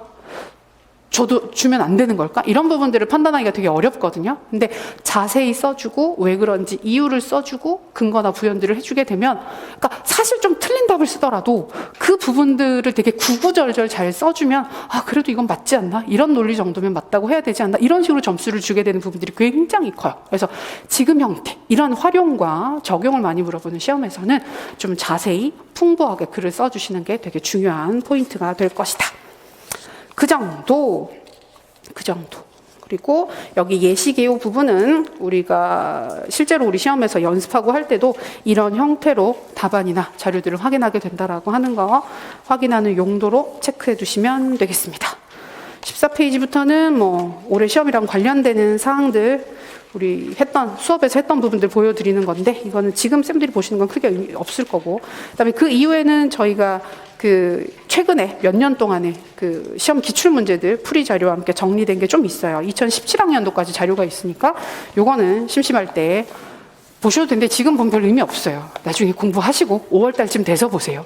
그래서 기출은 5월 달쯤 보시면 돼요. 가끔 미리 1, 2, 3, 4 공부하면서 기출을 같이 보신다는 분들도 있는데 좀 힘듭니다. 좀 힘들고 굳이 그럴 필요도 없고 5월 달쯤 돼서 기출 문제 같이 돌리면 좀 더 효율적으로 공부를 하실 수 있습니다. 자, 이제 우리가 모두 관심 있어 하는 그럼 공부를 어떻게 해야 되느냐? 교육학 공부 방법 52페이지 자료의 52페이지를 보겠습니다. 출제 경향 있었어요. 52페이지 부분 보시면 우리가 교육학 논술이란 도대체 어떤 시험인가 전반적인 사항들을 설명이 있습니다. 보시는 것처럼 방금 우리가 문제를 봤잖아요. 기출 문제들을 쭉 봤잖아요. 교육학 지식을 평가한다. 맞아요. 교육학 지식이 있어야 돼요. 모르면 쓸 수 없어요. 그리고 두 번째, 비판적 문제인식 능력이라고 하는데 이건 멋지게 써놓은 거고 이걸 있는 그대로 읽으면 문제를 똑바로 읽으라는 거예요. 문제에서 요구하는 부분들을 똑바로 똑바로 파악해야 되는데 작년, 올해 시험을 보고 난 결과 생각보다 되게 많은 선생님들이 문제를 똑바로 못 읽어요. 무슨 말이냐면 요구하는 조건을 안 지켜요. 문제와 제시문과 배점 부분에 있는 사항들을 다 고려해서 답을 쓰셔야 되는데 어떻게 되는 경우들이 많으냐 하면 나 이거 공부한 적 있어. 나 외워서 뭔가 알고 있는 게 있어. 라고 하면 문제에서 요구하는 부분들 조건을 보지 않고 내가 알고 있는 걸 되게 쓰고 싶어요. 그래서 요구하는 조건에 안 맞는 다른 답을 쓰고 이게 왜 틀렸지? 라고 고민하는 경우들이 꽤 있거든요. 그래서 생각보다 똑바로 읽는 거. 문제에서 요구하는 부분이 정확하게 무엇인지 그 조건과 요구사항에 맞는 답을 쓰는 게 아주 중요하다. 그리고 알고 있는 사항들을 활용하는 건데 이게 이제 최근에 갑자기 좀 더 강조되는 부분들이에요. 그래서 예전에는 외워서 암기 인출되면 다 쓸 수 있겠지 그런 형태의 문제들이 많았는데 지금은 알아도 알고 있는 것들을 어떻게 활용해야 되는지에 대한 고민들이 많은 상황이 됐어요. 그래서 이제 이 부분들은 뭐 개인적으로 공부하셔도 그런 부분들 연습 많이 하시면 좋긴 한데 저희는 강의에서 좀 열심히 해요. 초반부부터 그 부분들을 되게 많이 하고 올해 강의 같은 경우에도 7, 8월 강의도 태반이 그런 부분들이었고 후반부 모의고사 문제 볼 때도 활용하고 적용하는 부분들을 되게 많이 연습을 했어요. 근데 대신에 그런 연습을 하면 좀 힘들기는 해요. 왜냐하면 내가 알고 있는 거 그대로 쓰는 게 아니니까. 근데 시험 자체가 그런 식으로 물어보는 형태가 돼버렸기 때문에 이 부분은 많은 문제를 다루면서 꾸준히 연습하시는 게 아주 중요하다. 그리고 글쓰기 능력을 통한 사고력 평가라고 하는데 모든 논술 시험들은 이 형태를 가지고 있어요. 그래서 기본적인 글쓰기 능력, 내가 알고 있는 사항들을 남이 오해 없이 받아들일 수 있게끔 글을 쓰는 연습은 저희가 찬찬히 하시게 될 거예요. 중요한 부분들입니다. 그래서 요 4가지. 그래서 가끔 보면 이론만 공부하시는 분들이 있어요. 그러니까 내가 이론을 하면 다 쓸 수 있지 않을까? 그게 이상적이긴 한데 우리가 문제의 형태도 보시면 아시겠지만 알아도 여기에서 요구하는 게 어떤 부분들인지 연습이 안 되면 좀 빨리 찾아가기 힘든 부분들이 있습니다. 그래서 이론도 열심히 공부하시고 문제풀이 연습도 많이 하시고 그런 부분들 좀 그걸 문제를 풀 때도 실제로 글로 쓰면서 연습하는 부분들도 필요하다. 그래서 그걸 다 좀 꾸준히 연습하시면 어렵지 않을 거예요. 그래서 공부를 할 때는 어떻게 해야 될까? 교육학 이론은 꼼꼼하게 공부를 하자. 근데 지금 앞으로의 방향은 이론 자체는 꼼꼼하게 공부를 하긴 하는데 특히 중요한 부분이 이해예요. 이해와 구조화. 그러니까 결국은 무슨 말인지를 알아야 된다는 거예요. 그냥 달달달 외워서 알고 있는 사항들을 인출하기만 해서는 문제 조건을 맞출 수가 없어요. 그러니까 약간 그 시험 자체가 그 부분을 의도한 것도 있어요. 그래서 잘 외워서 잘 인출하기만 하는 답을 좀 걸르는 거, 이 조건에 맞는 답을 제대로 생각해서 쓰는가를 좀 더 보고 싶다. 그래서 걸르는 측면들도 있기 때문에 정말 이해가 안 된 상태에서 특히 초반부 공부를 하실 때 마음이 급하니까 키워드 암기부터 공부하시는 분들이 있어요. 그래서 무슨 말인지 잘 모르겠는데 나 일단 외우고 볼 거야 하시는 경우들이 있거든요. 근데 이번 우리 시험에서는 그런 형태의 공부 방식은 굉장히 위험해졌습니다. 외우기만 해서는 절대 쓸 수 없어요. 그래서 무슨 말인지 잘 아는 것, 그리고 그 알고 있는 사항들을 나만의 구조, 틀 내에서 정리하고 파악할 수 있는. 그래서 이해와 구조화가 중요하다. 그리고 항상 문제 자체가 되게 그 시기와 관련된 시기적인 이슈들과 연관해서 출제가 되고 있기 때문에 현장 문제도 관심을 가졌으면 좋겠다.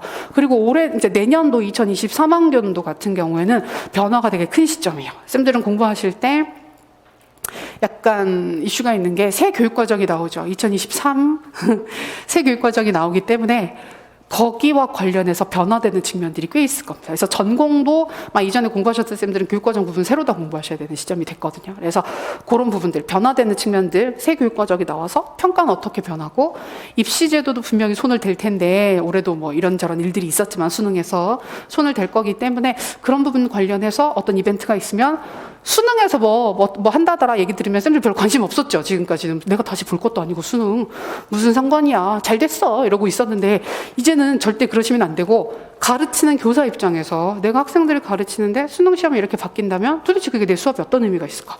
새 교육과정이 나오면 내 교과에 어떤 영향이 있을까? 이런 부분들에 좀 관심을 많이 가지실 필요가 있습니다. 누구 마음으로? 교사의 마인드로. 교사 마인드. 우리가 이게 잘 안 돼요. 아직까지 계속 학생 같아요. 학생에 가깝기 때문에. 근데 어떤 학교 내 어떤 문제들, 중등교육과정, 중학교, 고등학교 관련되는 입시 관련된 문제들이 나오면 이제 학생의 문제가 아니라 교사 입장에서 애들을 어떻게 지도를 해야 될까? 이런 쪽으로 관심을 가지시면 좋겠습니다. 그리고 이론 공부하실 때도 이게 좀 어렵기는 한데, 그러니까 내가 이 이론을 공부해서 현장에 가면 어디 어떻게 쓸 수 있을까? 어떤 장면으로 활용이 될 수 있을까? 이런 부분들 좀 고민하시면서, 그러니까 약간 그거예요. 우리가 되게 생각 없이 편하게 공부를 할 때는 내가 머리를 잘 쓰지 않고 내가 깊이 관여하지 않고 그냥 외워야지, 그냥 읽어야지, 되게 좀 수동적인 태도로 공부를 하는 경우가 편하잖아요. 근데 우리 시험이 지금 요구하는 방향 진짜 그게 아니고, 그러니까 내가 좀 더 많이 관여를 해서 직접 생각을 하고 고민을 하는 그런 연습을 통해서 좀 좋은 결과가 나올 수 있을 것 같습니다. 그래서 이런 부분들 감안을 해서 봐두시면 될 것 같아요. 공부의 방향 자체는 이렇습니다. 그래서 4학년생들, 뭐 지금 강의는 대부분 4학년생들 중심으로 많이 보시긴 할 거고, 내년에 시험 준비하실, 그 다음에 이제 곧 졸업하실 쌤들 주로 많이 보시긴 할 텐데, 뭐 그 이전 단계, 2, 3학년생들도 빨리 준비하시는 분들은 빨리 준비하세요, 요새는. 그러면 그런 경우에는 교직 수업 듣고 전공 수업 들으실 때도 이런 부분들이 이제 내용 공부할 때도 이게 내가 학교에 가서 현장에 가서 교사가 되면 어디 어떻게 쓰일까? 어떤 점에서 도움이 되는 것일까? 이런 부분들을 답은 없지만 그런 고민을 하는 것 자체가 되게 의미가 있을 겁니다. 이거는 1차뿐만이 아니라 2차 시험에까지도 크게 영향을 줄 수 있는 부분들이니까 늘 예비 교사의 마음으로 생각을 해보시면 좋을 것 같아요. 그러면 이 모든 것들을 하기 위해서 우리는 어떻게 공부를 해야 할 것이냐. 56페이지. 순서가 조금 다르긴 한데 여기 구체적인 공부 계획이라고 해서 연간 계획표 나와 있죠. 이건 조금 이따 볼 거고, 60페이지 부분 보시면 전체적인 공부의 흐름입니다. 체계적인 계획을 한다. 너무 당연한 얘기죠. 근데 임용 공부는 힘들다는 얘기를 되게 많이 해요. 주변에도 보면 뭐 선배들이나 친구들이나 임용 공부하신 분들 되게 힘들다고 얘기를 하는데, 그리고 노량진에 보면 임용 공부하시는 분들도 있고, 그다음에 그 외에 다른 공무원 준비하시는 분들도 많거든요. 근데 다들 보면 보통 그렇게 생각을 하는 게 임용 공부가 좀 힘들다, 다른 공부들보다 힘들다고 얘기를 많이 해요. 그 이유가 도대체 뭘까? 공부 내용이 되게 복잡하고 어려워서? 절대 아니에요. 임용 공부가 힘든 가장 큰 이유는 공부하는 양이 너무 많아서예요. 그러니까 그냥 압도적인 양이에요. 양이 너무 많아서 너무 힘든 공부. 그러니까 어떤 상황이냐면, 쌤들 4년 내내 대학에서 전공이랑 교육학이랑 교양이랑 공부하셨잖아요. 수업 들으셨잖아요. 근데 이걸 이 중에서 전공 시간에 공부했어야 되는데 우리가 모든 전공 수업을 수강하진 않죠. 들을 수 있는 게 한계가 있으니까 안 듣는 전공 과목들도 있죠. 교육학도 마찬가지예요. 교직 수업도 개설되어 있는 교과들이 있지만 우리가 그걸 다 듣지는 않아요. 일부만 듣는단 말이에요. 근데 우리의 시험 범위는 개설된 모든 교과예요. 개설된 모든 전공 수업과 개설된 모든 교직 수업. 근데 4년을 해도 다 못 듣는데 그걸 1년 안에 다 공부하는 거예요. 그리고 4년 동안 다 외우지도 않았었는데 1년 안에 거의 다 외워야 돼요. 외우고 활용해서 모든 시험을 봐야 되는 거예요. 그러니까 이게 그냥 양이 너무 많아요. 양이 너무 많아서 계획을 제대로 하지 않고, 자, 오늘의 공부는 무엇을 할까? 눈 감고 골라볼까? 이런 식으로 아무거나 마음에 드는 걸 해서 대충 보고 넘어가면 절대 1년 안에 끝낼 수가 없는 공부입니다. 그래서 초반부 체계적인 계획을 잡는 게 사실 무엇보다 중요하다. 근데 계획은 많이 잡는데 계획대로는 잘 안 돼요. 원래 그래요. 근데 그 부분 때문에 좌절할 필요도 없고, 그러니까 원래 다 못하는 거다. 그리고 그걸 알고 계셔야 되는데, 그러니까 임용 공부는 초반에 하다 보면 굉장히 교육학이랑 그 전공도 비슷하긴 하지만 어느 시점이 되면 되게 큰 절망을 느껴요. 왜냐면 다 못할 것 같아. 해도 다 안 될 것 같아. 분명히 내가 일주일 전에 다 기억했는데 일주일 후에 다시 봤더니 마치 안 한 것처럼, 처음 보는 것처럼 모든 게 새하얘지는 경험들을 초반에 되게 많이 하시거든요. 그래서 될까? 라는 염려를 되게 많이 하시는데, 그거요. 100%를 해야 붙는 시험은 아니에요. 약간 그 부분에 대한 가늠점을 갖고 계셔야 돼요. 그래서 100%를 해서 붙는 게 아니라 상대평가이기 때문에. 그러니까 결국 뭐냐 하면 지역 수석을 하는 사람도 100%를 해서 붙는 게 아니에요. 100% 해야 될 걸 다 해서 붙는 게 아니라 내가 할 수 있는 최선을 다하고 거기에서 한 개를 더 하면 붙는 시험이라고 생각하시는 게 좋아요. 근데 초반에는 어떤 절망감을 느끼냐면 다 못할 것 같다는 거예요. 내가 아무리 열심히 해도 진짜 다 못할 것 같다는 생각이 들면 막 불안해져요. 막 불안해지고 힘들어져서 될까? 안 될 것 같은데 그 시점부터는 해도 안 될 것 같다는 생각이 나를 더 크게 지배를 하고 그래서 안 돼야 될 이유들을 자꾸만 만들어요, 스스로. 그러면서 점점 이렇게 멀어지게 되는데 왜냐하면 비현실적인 목표를 가시니까 100%를 하려고 하니까. 근데 100%를 하려고 하면 중간에 너무 힘들 수가 있어서 내가 할 수 있는 최대한 열심히 하고 거기에서 한두 개를 더 보면 붙는다라는 생각으로 공부를 하시는 게 중요합니다. 그런 계획을 잡아야 하고요. 두 번째, 노트 만들기 있죠. 노트 만들기. 자, 이 부분은 그 보통 많이 얘기를 하는 서브노트 얘기를 하는 거예요. 서브노트. 대부분 전공은 서브노트를 잘 안 만드시는 추세입니다. 왜? 양이 너무 많아서. 현실적으로 만드는 게 힘들다. 그래서 일부 전공량이 적은 전공들에서는 서브노트를 만드는 경우들이 있어요. 근데 교육학은 많이들 만드시거든요. 많이들 만드시는데 저는 그 얘기는 하고 싶어요. 저희도 나중에 여기 보면 뒤에 보면 합격 수기도 되게 많이 있긴 한데 합격 수기 읽어보면 서브노트 만들었다, 나만의 정리 노트 만들었다는 얘기를 되게 많이 해요. 그래서 대부분 합격을 하면 서브노트를 만들어야 된다고 생각하시는 경우들이 많은데 그 부분은 사실 그렇지는 않습니다. 그렇지는 않습니다. 합격하시는 모든 분들이 합격 수기를 쓰진 않아요. 합격 수기를 쓴 분들은 근데 보통 서브노트를 만들어요. 왜 그럴까요? 성향이 그런 거예요. 성향 자체가 애초에 합격 수기를 쓰는 게 보통 일이 아닙니다. 생각해보시면 이게 합격하고 나면 되게 바빠요. 2차 최종 합격 발표 나고 나면 막 그 건강검진 받고 2차 연수 들어가고 그러고 나서 빨리 오라고 하는 데는 2월 마지막 주에도 근무 나오라 그래요. 빨리 배정됐으니까 학교 나오라 그러고 되게 바쁜 시점인데 그 짬을 내서 막 정리를 해요. 그 합격 수기를 쓰고 남들한테 도움이 될 거야. 나는 꼭 그 어떤 사항들을 정리해서 보여줄 거야. 라고 하는 성향의 쌤들은 평소에도 정리를 잘하는 사람들이에요. 그렇기 때문에 평소에도 정리하는 걸 좋아하고 잘했을 가능성이 높아요. 근데 합격 수기를 안 쓴 상태에서 붙어 있는 되게 많은 분들은 그 정리하는 거 별로 안 좋아하시는 분들도 꽤 있거든요. 그래서 하지 말라 하라 이 얘기가 아니라 자기의 성향을 잘 봐야 된다는 거예요. 내 스타일을 잘 보고 나는 남이 정리한 자료보다는 내가 정리한 자료를 보고 공부를 해야 공부가 잘 되더라. 그러면 서브노트를 만들어야 돼요. 아무리 시간이 걸리고 힘들어도 초반에 빨리 만드는 게 중요한 거고 그게 아니라 나는 노트 만들어봤자 안 보더라. 안 보고 굳이 그거 봐도 뒤에 계속 손을 대야 되기 때문에 시간이 너무 많이 걸려서 싫더라 하는 분들은 남들이 서브노트를 만들어야 붙는다 아니다 이런 얘기들이 휘둘리지 말고 자기 스타일에 맞춰서 내가 제일 잘 되는 방식 공부를 하시면 된다는 얘기예요. 그래서 노트 만드는 거는 자기 스타일에 따라서 내가 만들어야 되면 꼭 만드셔야 되는 거고 그렇지 않은 스타일이면 요새는 정리되는 자료들 워낙 많고 교재들이나 자료들에도 정리된 것들 많기 때문에 그거 보시고 거기에다가 추가하는 형태로 자료 만들어서 보시는 것도 전혀 문제 없습니다. 그러니까 근데 우리가 공부가 힘들다 보니까 되게 팔랑해요. 그래서 처음에는 그래, 난 안 만드는 사람이야. 난 만들지 않겠어. 그렇게 해서 안 만들었어요. 7월 달이 됐어요. 주변에 친구들이 너 안 만들었어? 너 어쩌려고 그래? 큰일 났네. 그럼 큰일 났다면서 그때부터 막 발을 동동 구르면서 7, 8월에 공부해야 되는데 시간도 없는데 막 자료를 만들고 있어요. 이러지 말라는 거예요. 그리고 만든 분들도 똑같아요. 그래서 열심히 초반부에 2달, 석 달 걸려서 열심히 자료를 만들었으면 그걸 보고 열심히 공부를 하고 있는데 옆에 안 만든 사람들이 와서 야, 너 그거 왜 만들었어? 되게 시간 낭비야. 그 시간에 책을 보지. 그럼 그런가? 내가 쓸데없는 시간 써. 이런 식으로 양쪽이 다 흔들흔들해요. 팔랑팔랑거리기 때문에. 그러니까 그러지 말라는 거예요. 이 시험 자체는 뭘 해도 옆에서 불안하게 만드는 사람들이 있고 뭘 해도 자꾸만 이 방법을 안 하면 틀렸어. 이게 맞아. 이렇게 얘기를 하는데 그런 건 없어요. 절대적인 방법은 없고 나한테 제일 잘 맞는 방법을 1, 2, 3, 4월 달에 찾는 거예요. 그때 찾아서 이게 내 방법이구나 라고 해서 찾을 수 있으면 되는 거기 때문에 이것저것 해보시면서 내가 제일 잘 되는 방법을 찾으시면 됩니다. 너무 흔들리지 마세요. 여기 안 나와 있지만 스터디도 똑같아요.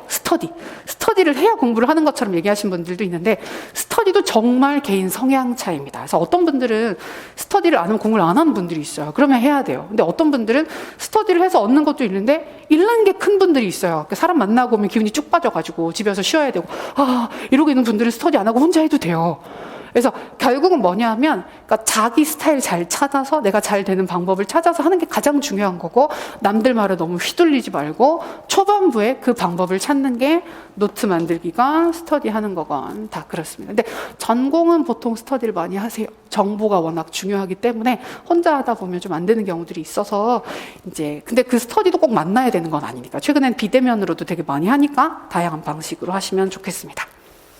자, 그리고 분과 학문에 대한 심도 있는 이해가 필요하다. 아까도 강조했던 것처럼 각 영역들 이해 중심으로 봐두시면 좋겠고요.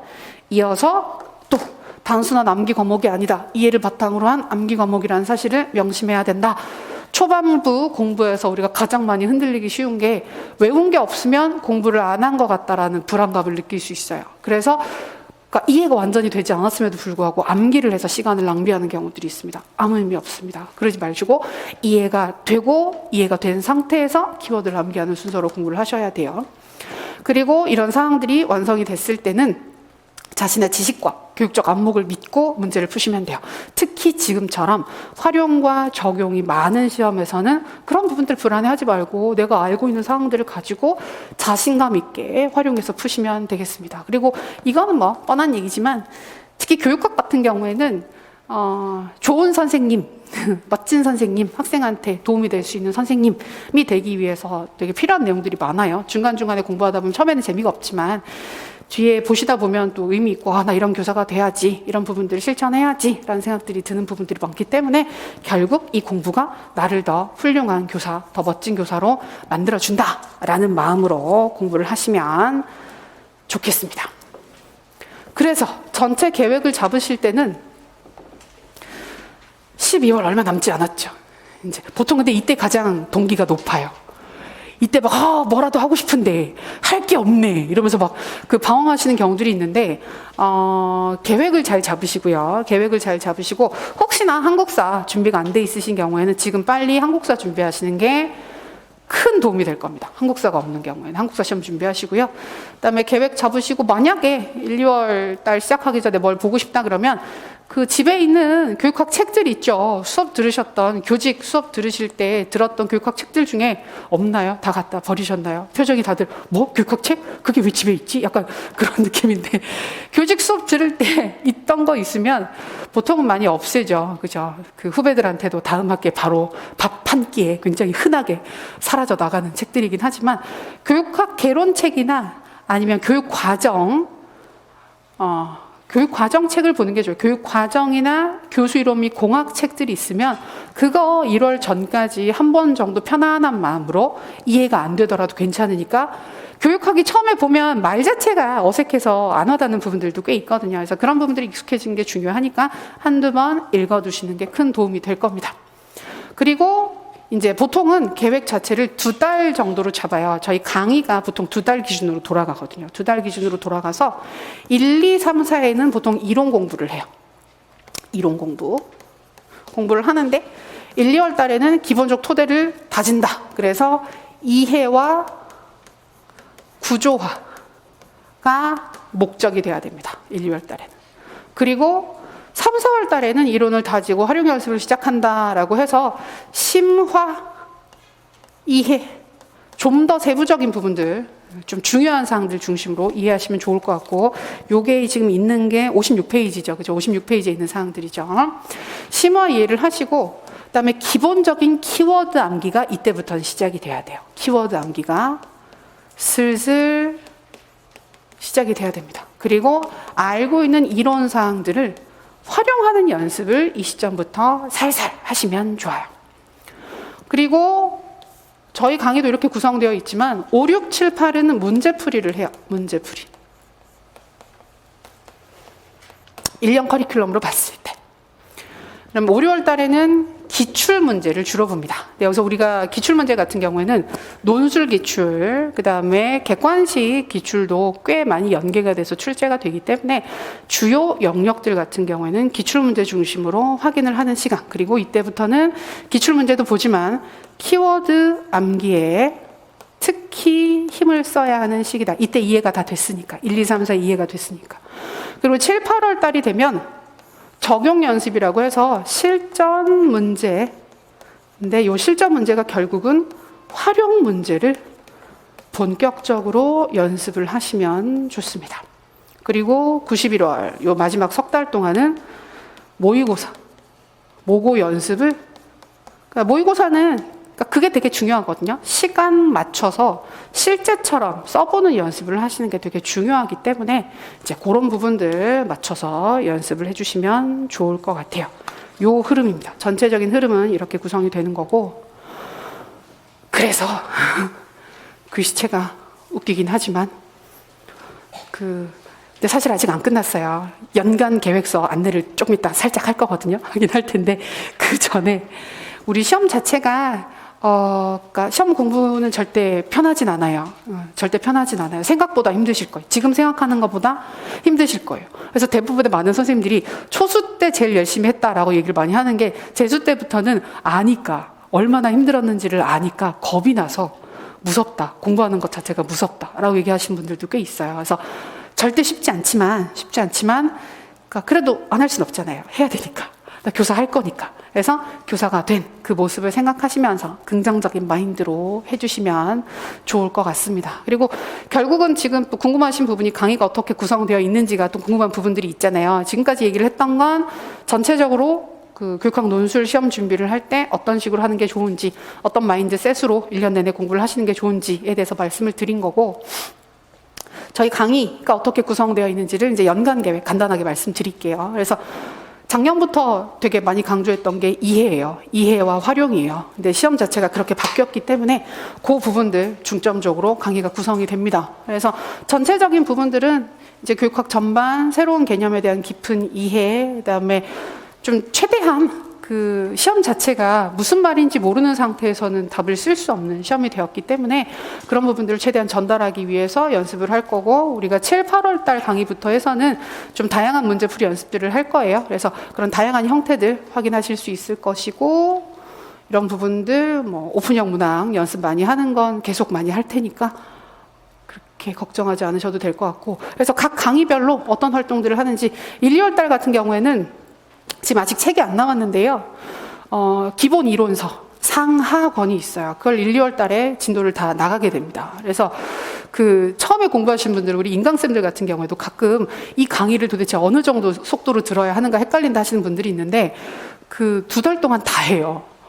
그냥 전체 진도를 다 나갑니다. 전체 진도를 다 나가서 기본적인 사항들, 이해와 구조화를 중심으로 전체 내용을 한번 확인하는 시간을 가지게 될 거예요. 그래서 1, 2월 강의 중에는 크게 교육학 이론의 전반적인 사항들을 다 확인하시게 되고, 그 과정에서 무슨 말인지 아는 거, 그다음에 전체 이론의 구조를 잡는 거, 요 2가지를 할 거고, 글쓰기도 초반에 좀 잡아요. 그래서 저희는 강의에 모의고사가 항상 들어가 있어요. 실전 모의고사. 그래서 약식으로 보는 게 아니라 실제 시험 형태랑 같은 형태로 1, 2월 달에도 2번을 봐요. 그래서 1월 달에 1번, 2월 달에 1번, 이런 식으로 해서 2번을 볼 거고, 개별 첨삭은 1번 진행이 됩니다. 이건 인강, 직강, 라이브 다 동일하게 진행이 될 거예요. 그래서 그리고 뭐 설명하고 나서는 매 강의마다 형성평가가 있어요. 그래서 형성평가는 지난 시간에 했던 내용을 그 다음 시간 시작할 때 다시 한번 문제를 풀어보는 시간을 꼭 가집니다. 그래서 형성평가 진행하고, 논술 작성법 안내 한 번 더 할 거고, 실전 모의고사, 첨삭, 그리고 직강 같은 경우에는 스터디를 제가 짜드립니다. 근데 제가 짜드리는 거지 개입을 크게 하진 않아요. 그래서 스터디 짜드리고, 그다음에 직강 같은 경우에는 개별 상담 신청 시에는 진행을 하게 될 예정이에요. 그래서 교재 진도를 다 나가게 되고, 이때는 이제 구조화 활동이 중요하기 때문에 매 챕터 시작할 때마다 전체 내용에 대한, 그 챕터 전체 내용에 대한 구조화를 하거든요. 그래서 구조화가 지금 그림이 잘 안 보이실 수 있는데, 예를 들어서 교육 심리학 부분을 구조화를 한다 그러면 이런 식으로 전체 구조를 짜서 보여주고, 쌤들이 그릴 수 있고 인출할 수 있게끔 구조를 짜는 활동들을 매 챕터 시작할 때마다 하게 됩니다. 이런 식으로. 재밌겠죠? 자, 1, 2월은 그래요. 1, 2월은 그래서. 보통은 시험 공부 처음 시작하시는 분들이 뭐부터 들어야 돼요? 라고 물어보시는 경우들이 있는데, 1, 2월. 베이스가 없는 경우에는 1, 2월부터 시작하시는 게 가장 타당합니다. 그리고 3, 4월은 역시 이론 심화 활용인데, 강의의 전제는 그거예요. 교육학 이론을 처음 공부하는 사람은 아니다. 한 번은 들어봤다. 그러니까 외우거나 모든 부분들을 다 알지는 못하더라도 그래도 한 번은 어디선가 들어본 적이 있어 라는 걸 전제로 3, 4월 이론 강의는 진행이 되게 됩니다. 그래서 심화 이론이라서 전체 내용을 다 다루기는 다루는데 1, 2월은 전체를 다 다루는 성격이 강하다고 한다면 3, 4월은 중요한 사항들, 시험에 출제될 수 있는 부분들을 좀 더 세부적으로 꼼꼼하게 다루는 성격이 좀 더 강해요. 그래서 그 차이가 조금 있습니다. 그래서 1, 2월 달에 쓱 하고 설명하고 넘어가는 부분들 중에서도 3, 4월에는 좀 더 꼼꼼하게 확인하는 부분들이 나오게 돼요. 영역별로.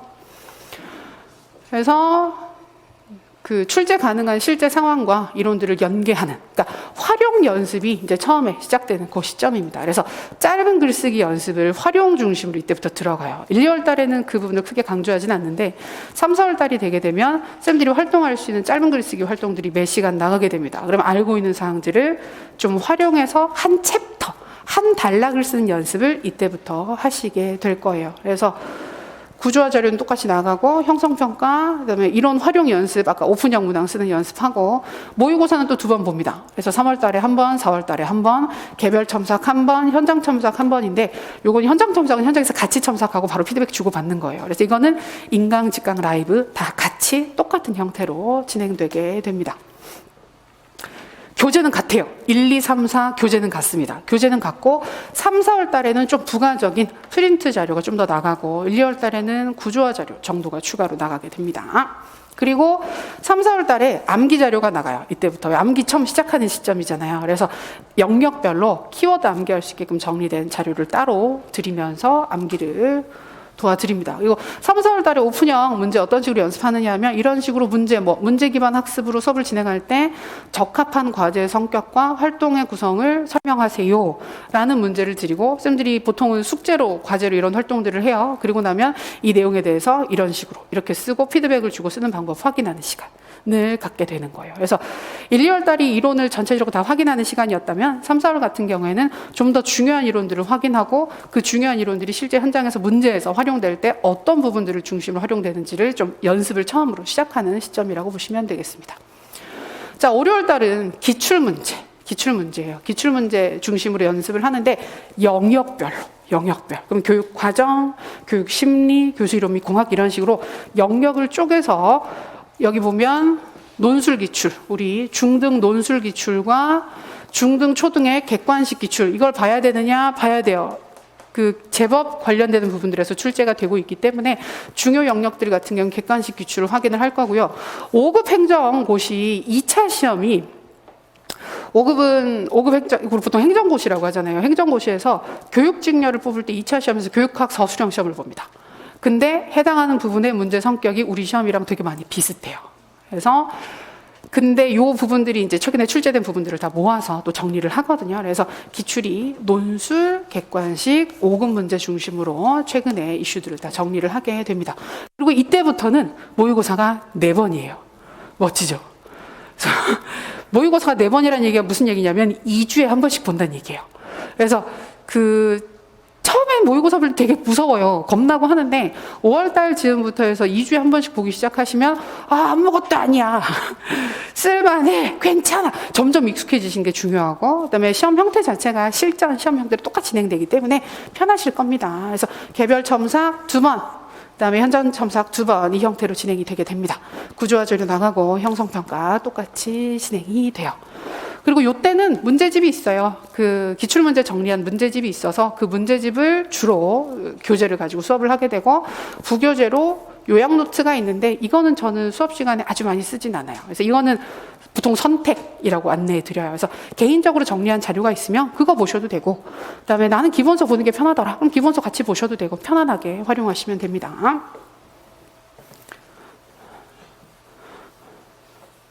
그리고 7, 8월은 예상 문제 중심으로 문제풀이. 근데 지금 그 7, 8월 같은 경우에는 활용형 문제를 많이 보시게 될 거예요. 올해도 그렇게 했어요. 그리고 올해 그렇게, 왜냐하면 작년 시험이 그렇게 바뀌었기 때문에 올해 7, 8월 강의를 할 때 교재를 없앴어요. 작년까지 쓰던 교재를 없애고 새로 수업 자료를 다 만들었거든요. 왜냐하면 시험이 바뀌어서 완전히 활용으로 바뀐 시험이기 때문에 영역별 활용 형태로 문제를 다 바꿨어요. 그래서 그걸 올해 시행을 했기 때문에 그걸 베이스로 내년에 수업을 할 때는 책이 나올 거예요. 그래서 그 책을 가지고 활용하는 연습을 쭉 하시게 될 겁니다. 그리고 내년도에 실시되는 교육학 서술형 시험 5급 시험이에요. 5급 시험. 5급 2차가 6월 말에 시험을 봐요. 6월 말에 시험을 봐서 우리 7, 8월 수업할 때 기출문제가 나옵니다. 그럼 결국은 우리가 시험 볼 때 가장 가까운 최신 기출문제는 5급 2차거든요. 그러면 지금 현재 교육부나 그 국가에서 교육에 어떤 부분들에 가장 관심을 갖고 있는지를 볼 수 있어요. 사실은 그런 부분이 연계가 많이 되기 때문에 그 부분을 그 시점에 바로 풀이를 해서 확인을 하는 시간을 가지게 될 겁니다. 그래서 그 7, 8월 강의는 활용형 실적 문제예요. 이게 가장 큰 포인트가 되고, 역시 모의고사는 4번. 때도 4번, 2주에 한 번씩 개별 첨삭 2번, 현장 첨삭 2번 이런 식으로 진행이 됩니다. 그리고 그 5월 달부터는 그 3, 4월 달에 암기 자료를 드렸었잖아요. 암기하는 자료를 드렸었는데 5월 달부터는 암기 자료랑 그걸 인출할 수 있는 자료를 같이 드려요. 암기 자료와 암기 인출 자료 7, 8월에도 같이 드릴 거예요.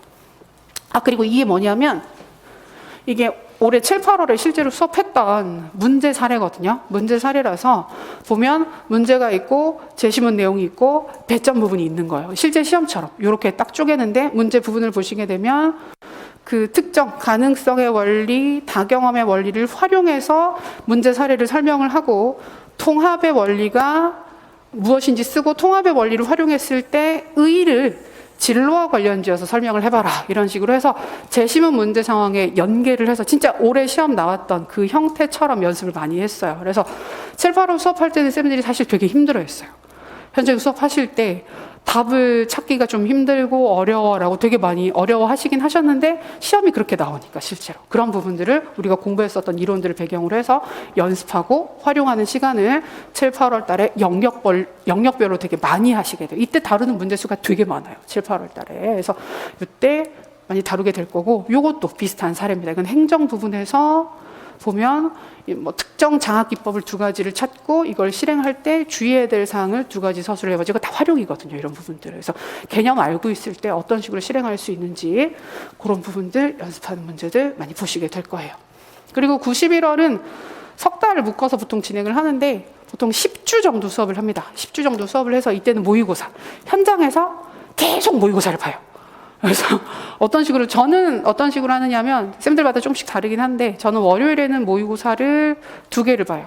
그리고 화요일 날은 하나를 봐요. 그래서 주당 3개씩 봐요. 그럼 월요일 날은 나와서 모의고사 보고 풀이하고 모의고사 보고 풀이하고 집에 가고, 그다음에 화요일 같은 경우에는 또 모의고사 보고 풀이하고 지난 시간에 봤던 부분들 대표 첨삭 정리하고 확인하고 이런 식으로 해서 현장에서 계속 모의고사를 보는 연습을 하시게 됩니다. 그래서 올해 같은 경우는 문제가 몇 개 나갔는지 쭉 살펴봤더니 모의고사 현장에서 봤던 거랑 추가로 풀라고 드렸던 문제가 30개를 좀 넘었어요. 30개가 넘어서 그 10주 동안 30개 이상의 문제를 연습을 하시게 됩니다. 그래서 처음에는 막 되게 힘들게 쓰시다가 한 4주쯤 지나잖아요. 그때 막 그냥 쓰세요. 이렇게 막 서론 쓰실 때도 그래서 뭐 서론 쓰는 게 제일 힘들어 하시는데 9월달 되면 서론 힘들다는 얘기는 아무도 하지 않아요. 서론 쓸 수 있어요. 본론을 못 쓰겠어요. 라고 다들 하시게 되는데 이때 이렇게 진행이 될 거고, 지금 계획으로는 개별 첨삭은 2번 가능할 것 같고 올해는 3번 했는데 힘들더라고요. 그래서 2번 가능할 것 같고 현장 첨삭 8번인데 이건 현장에서 같이 하고 바로 질의응답 하면서 쭉 진행하는 시간 총 8번 가지게 될 겁니다. 이런 식으로 강의 구조는 이렇게 구성되어 있어요. 그래서 우리 강의는 1월 첫째 주 개강을 하게 됩니다. 직강 라이브는 1월 3일 날 저희 수업은 보통 9시에서 1시 반까지예요. 오전 9시에서 낮 1시 반까지 진행이 되고요. 인강은 바로 그 다음 날부터 제공이 될 예정입니다. 오호, 멋진 효과를 넣어놨군요. 그리고 제가 알기로도 지금 사전 등록하시면 구조화 특강, 전체 영역들 챕터별로 정리되는 구조화 특강 있잖아요. 그 부분을 인강으로 드리는 걸로 알고 있어요. 드리고 글쓰기 특강. 그래서 논술 기본적인 글쓰기 특강 자료도 들어갈 거예요. 그래서 보통은 그 있잖아요. 아까 말씀드렸던 건 12월 달이 가장 동기가 높다. 지금 뭘 해야 되느냐 고민하실 때 이 자료 보시면서 편안하진 않아요.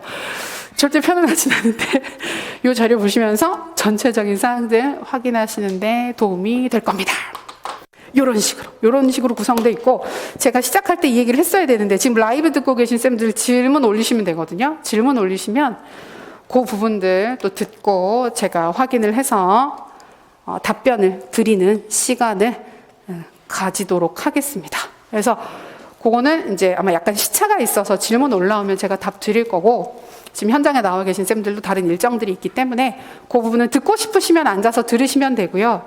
끝나고 또 저한테 따로 질문하고 싶으신 부분이 있으면 질문 받거든요. 질문 받으니까 또 저한테 오셔서 질문 주셔도 괜찮습니다. 근데 이제 그 부분들 감안해서 이제 마무리 정리를 하도록 할게요. 그래서 오늘 저희가 그 합격 설명회 전체 내용을 통해서 우리 중등 임용 시험이 어떻게 구성되어 있는지, 그다음에 그 얘기를 안 했다.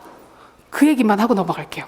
그 시험 공부를 어떻게 해야 되는지 얘기하는 것 중에서 주당 공부 계획 세울 때 교육학이랑 전공 어떻게 나누는 게 좋은지 그거 말씀 안 드렸거든요.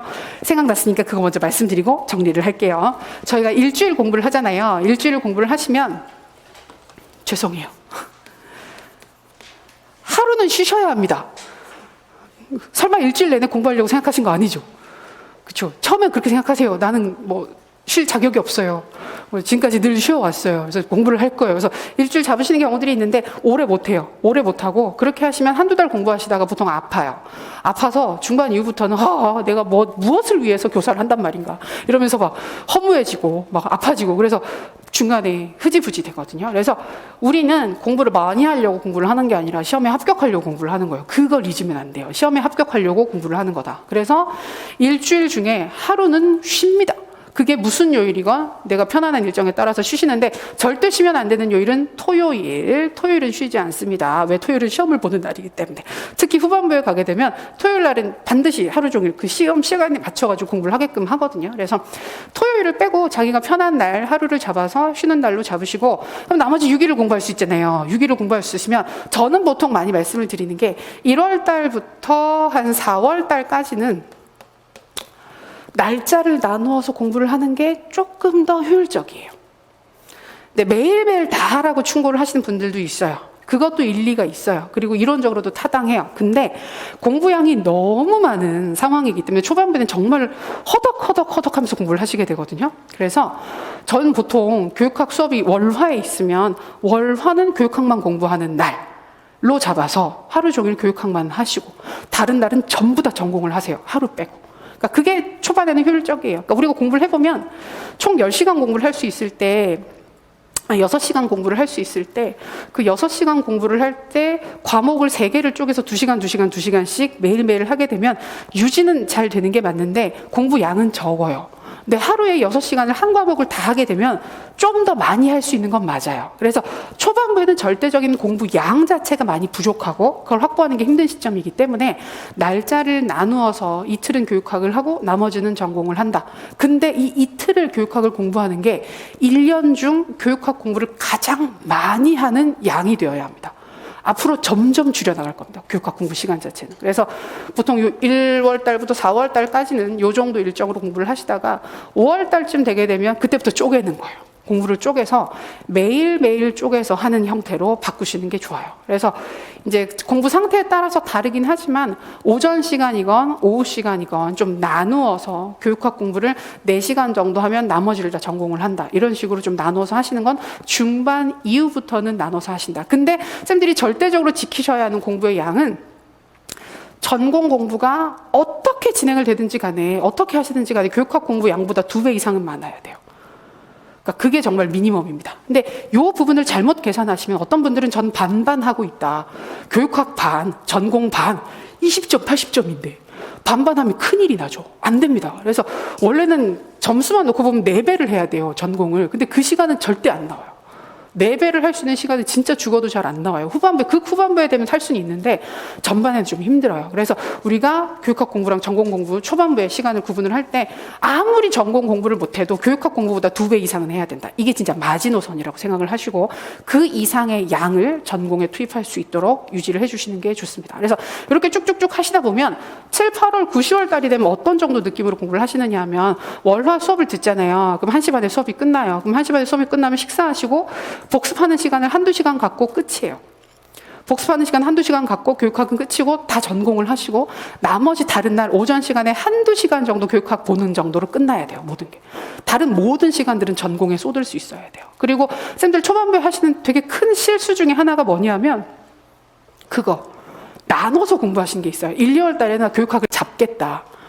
그래서 교육학을 완전히 정리를 해놓고 그다음에 전공을 3, 4, 5, 6월 달에 다 정리를 해놓고 나중에 두 가지를 같이 보겠다 이런 식으로 생각하시는 경우들이 있거든요. 망하는 지름길. 이건 제가 확실히 말씀드릴 수 있습니다. 그래서 교육학이랑 전공을 따로따로 나누어서 특정 시기에 교육학만 공부를 하고, 그러니까 2달 동안 교육학만 하고 2달 동안 전공만 하고 이런 식으로 하시면 늘 새로 해야 돼요. 늘 새롭게 모든 것이 아무것도 없는 상태에서 제로로 계속 시작하게 되는 거예요. 그래서 제일 안 좋은 케이스가 초반에 교육학을 잡겠다. 그래서 1, 2월 달에 열심히 교육학 하시고 3월 달 되면 전공할 게 되게 많잖아요. 그럼 그때부터 전공을 열심히 하세요. 막 하다가 7, 8월 달이 돼서 교육학을 봤더니 하나도 모르겠는 거예요. 와, 이러면 교육학 꽈락 나오겠는데? 라는 생각이 들어가지고 8월, 9월 달에 부랴부랴 교육학을 다시 시작해요. 그럼 전공 시간이 확 줄겠죠. 그렇게 되면 실제로 교육학은 20점 만점이기 때문에 뭐가 좀 문제가 생기더라도 점수가 떨어지더라도 그 폭 자체가 떨어질 수 있는 폭 자체가 한계가 있어요. 5, 6점 정도 떨어진다고 가정을 하면 전공은 5, 6점 떨어지지 않습니다. 후반부에 그런 식으로 그 전공 공부 시간 자체를 줄이게 되면 10점, 20점이 떨어져요. 그러면 진짜 뭘 어떻게 할 수가 없는 상황이 되는 거거든요. 그래서 전체 공부 계획을 잡으실 때 후반부 7, 8월 이후부터는 전공 공부량 자체를 아주 확실히 확보할 수 있는 일정으로 공부가 나와야 되기 때문에 초반부에 교육학에 좀 시간을 투입하고 아무리 많이 투입을 해도 일주일에 이틀 하는 거 이상 절대 하시면 안 돼요. 그게 진짜 최대 양이기 때문에. 그래서 그렇게 잡고 진행을 하시면서 교육학과 전공량을 조절해서 공부하시면 무리가 없을 것입니다. 그리고 아무리 힘들어도 교육학이랑 전공은 늘 같이 해야 된다. 나눠서 공부를 하게 되면 후반부에 투입되는 시간 자체가 너무나 커지기 때문에 손해가 너무 큽니다. 그래서 그런 부분들 감안해서 받으시면 좋을 것 같아요. 뒤에 말씀드려서 죄송하고, 자, 오늘 그래서 다시 말씀드리면 시험의 구조와 최근 시험 경향과 교육학 공부를 어떻게 해야 되는지, 그리고 저희 강의가 어떻게 구성되어 있는지 그런 전반적인 사항들 확인을 했습니다. 그래서 저희 강의에서는 일단은 저희 최근 시험 경향 자체 맞춰서 활용 연습, 그다음에 제시문에 맞는 오픈형 형태 문제 연습 이런 부분들을 3월 달부터 최대한 할 거예요. 최대한 연습을 해서 알고 계신 사항들을 활용할 수 있게끔, 그런 부분들을 겁내지 않고 쓸 수 있게끔 많이 연습을 할 테니까 그런 부분들 감안해서 보시고, 오늘 우리 같이 얘기했던, 같이 시간 보냈던 우리 쌤들 사실 되게 빨리 시작하시는 거 맞아요. 설명회를 듣고 공부를 하시겠다는 생각을 하시는 것 자체가 사실은 다른 분들보다 좀 빠르게 시작하시는 거고, 의욕도 높게, 동기도 높게 공부하시는 것이기 때문에 분명히 잘하실 겁니다. 잘하실 거라서 지금부터 자신감 가지시고 즐거운 마음으로, 어차피 해야 되는 공부 즐겁게 해야 돼요. 웃으면서. 그래서 열심히 하셔서 원하는 시점에 다 합격하시길 기원합니다. 오늘 진짜 고생 많이 하셨어요. 고생하셨습니다.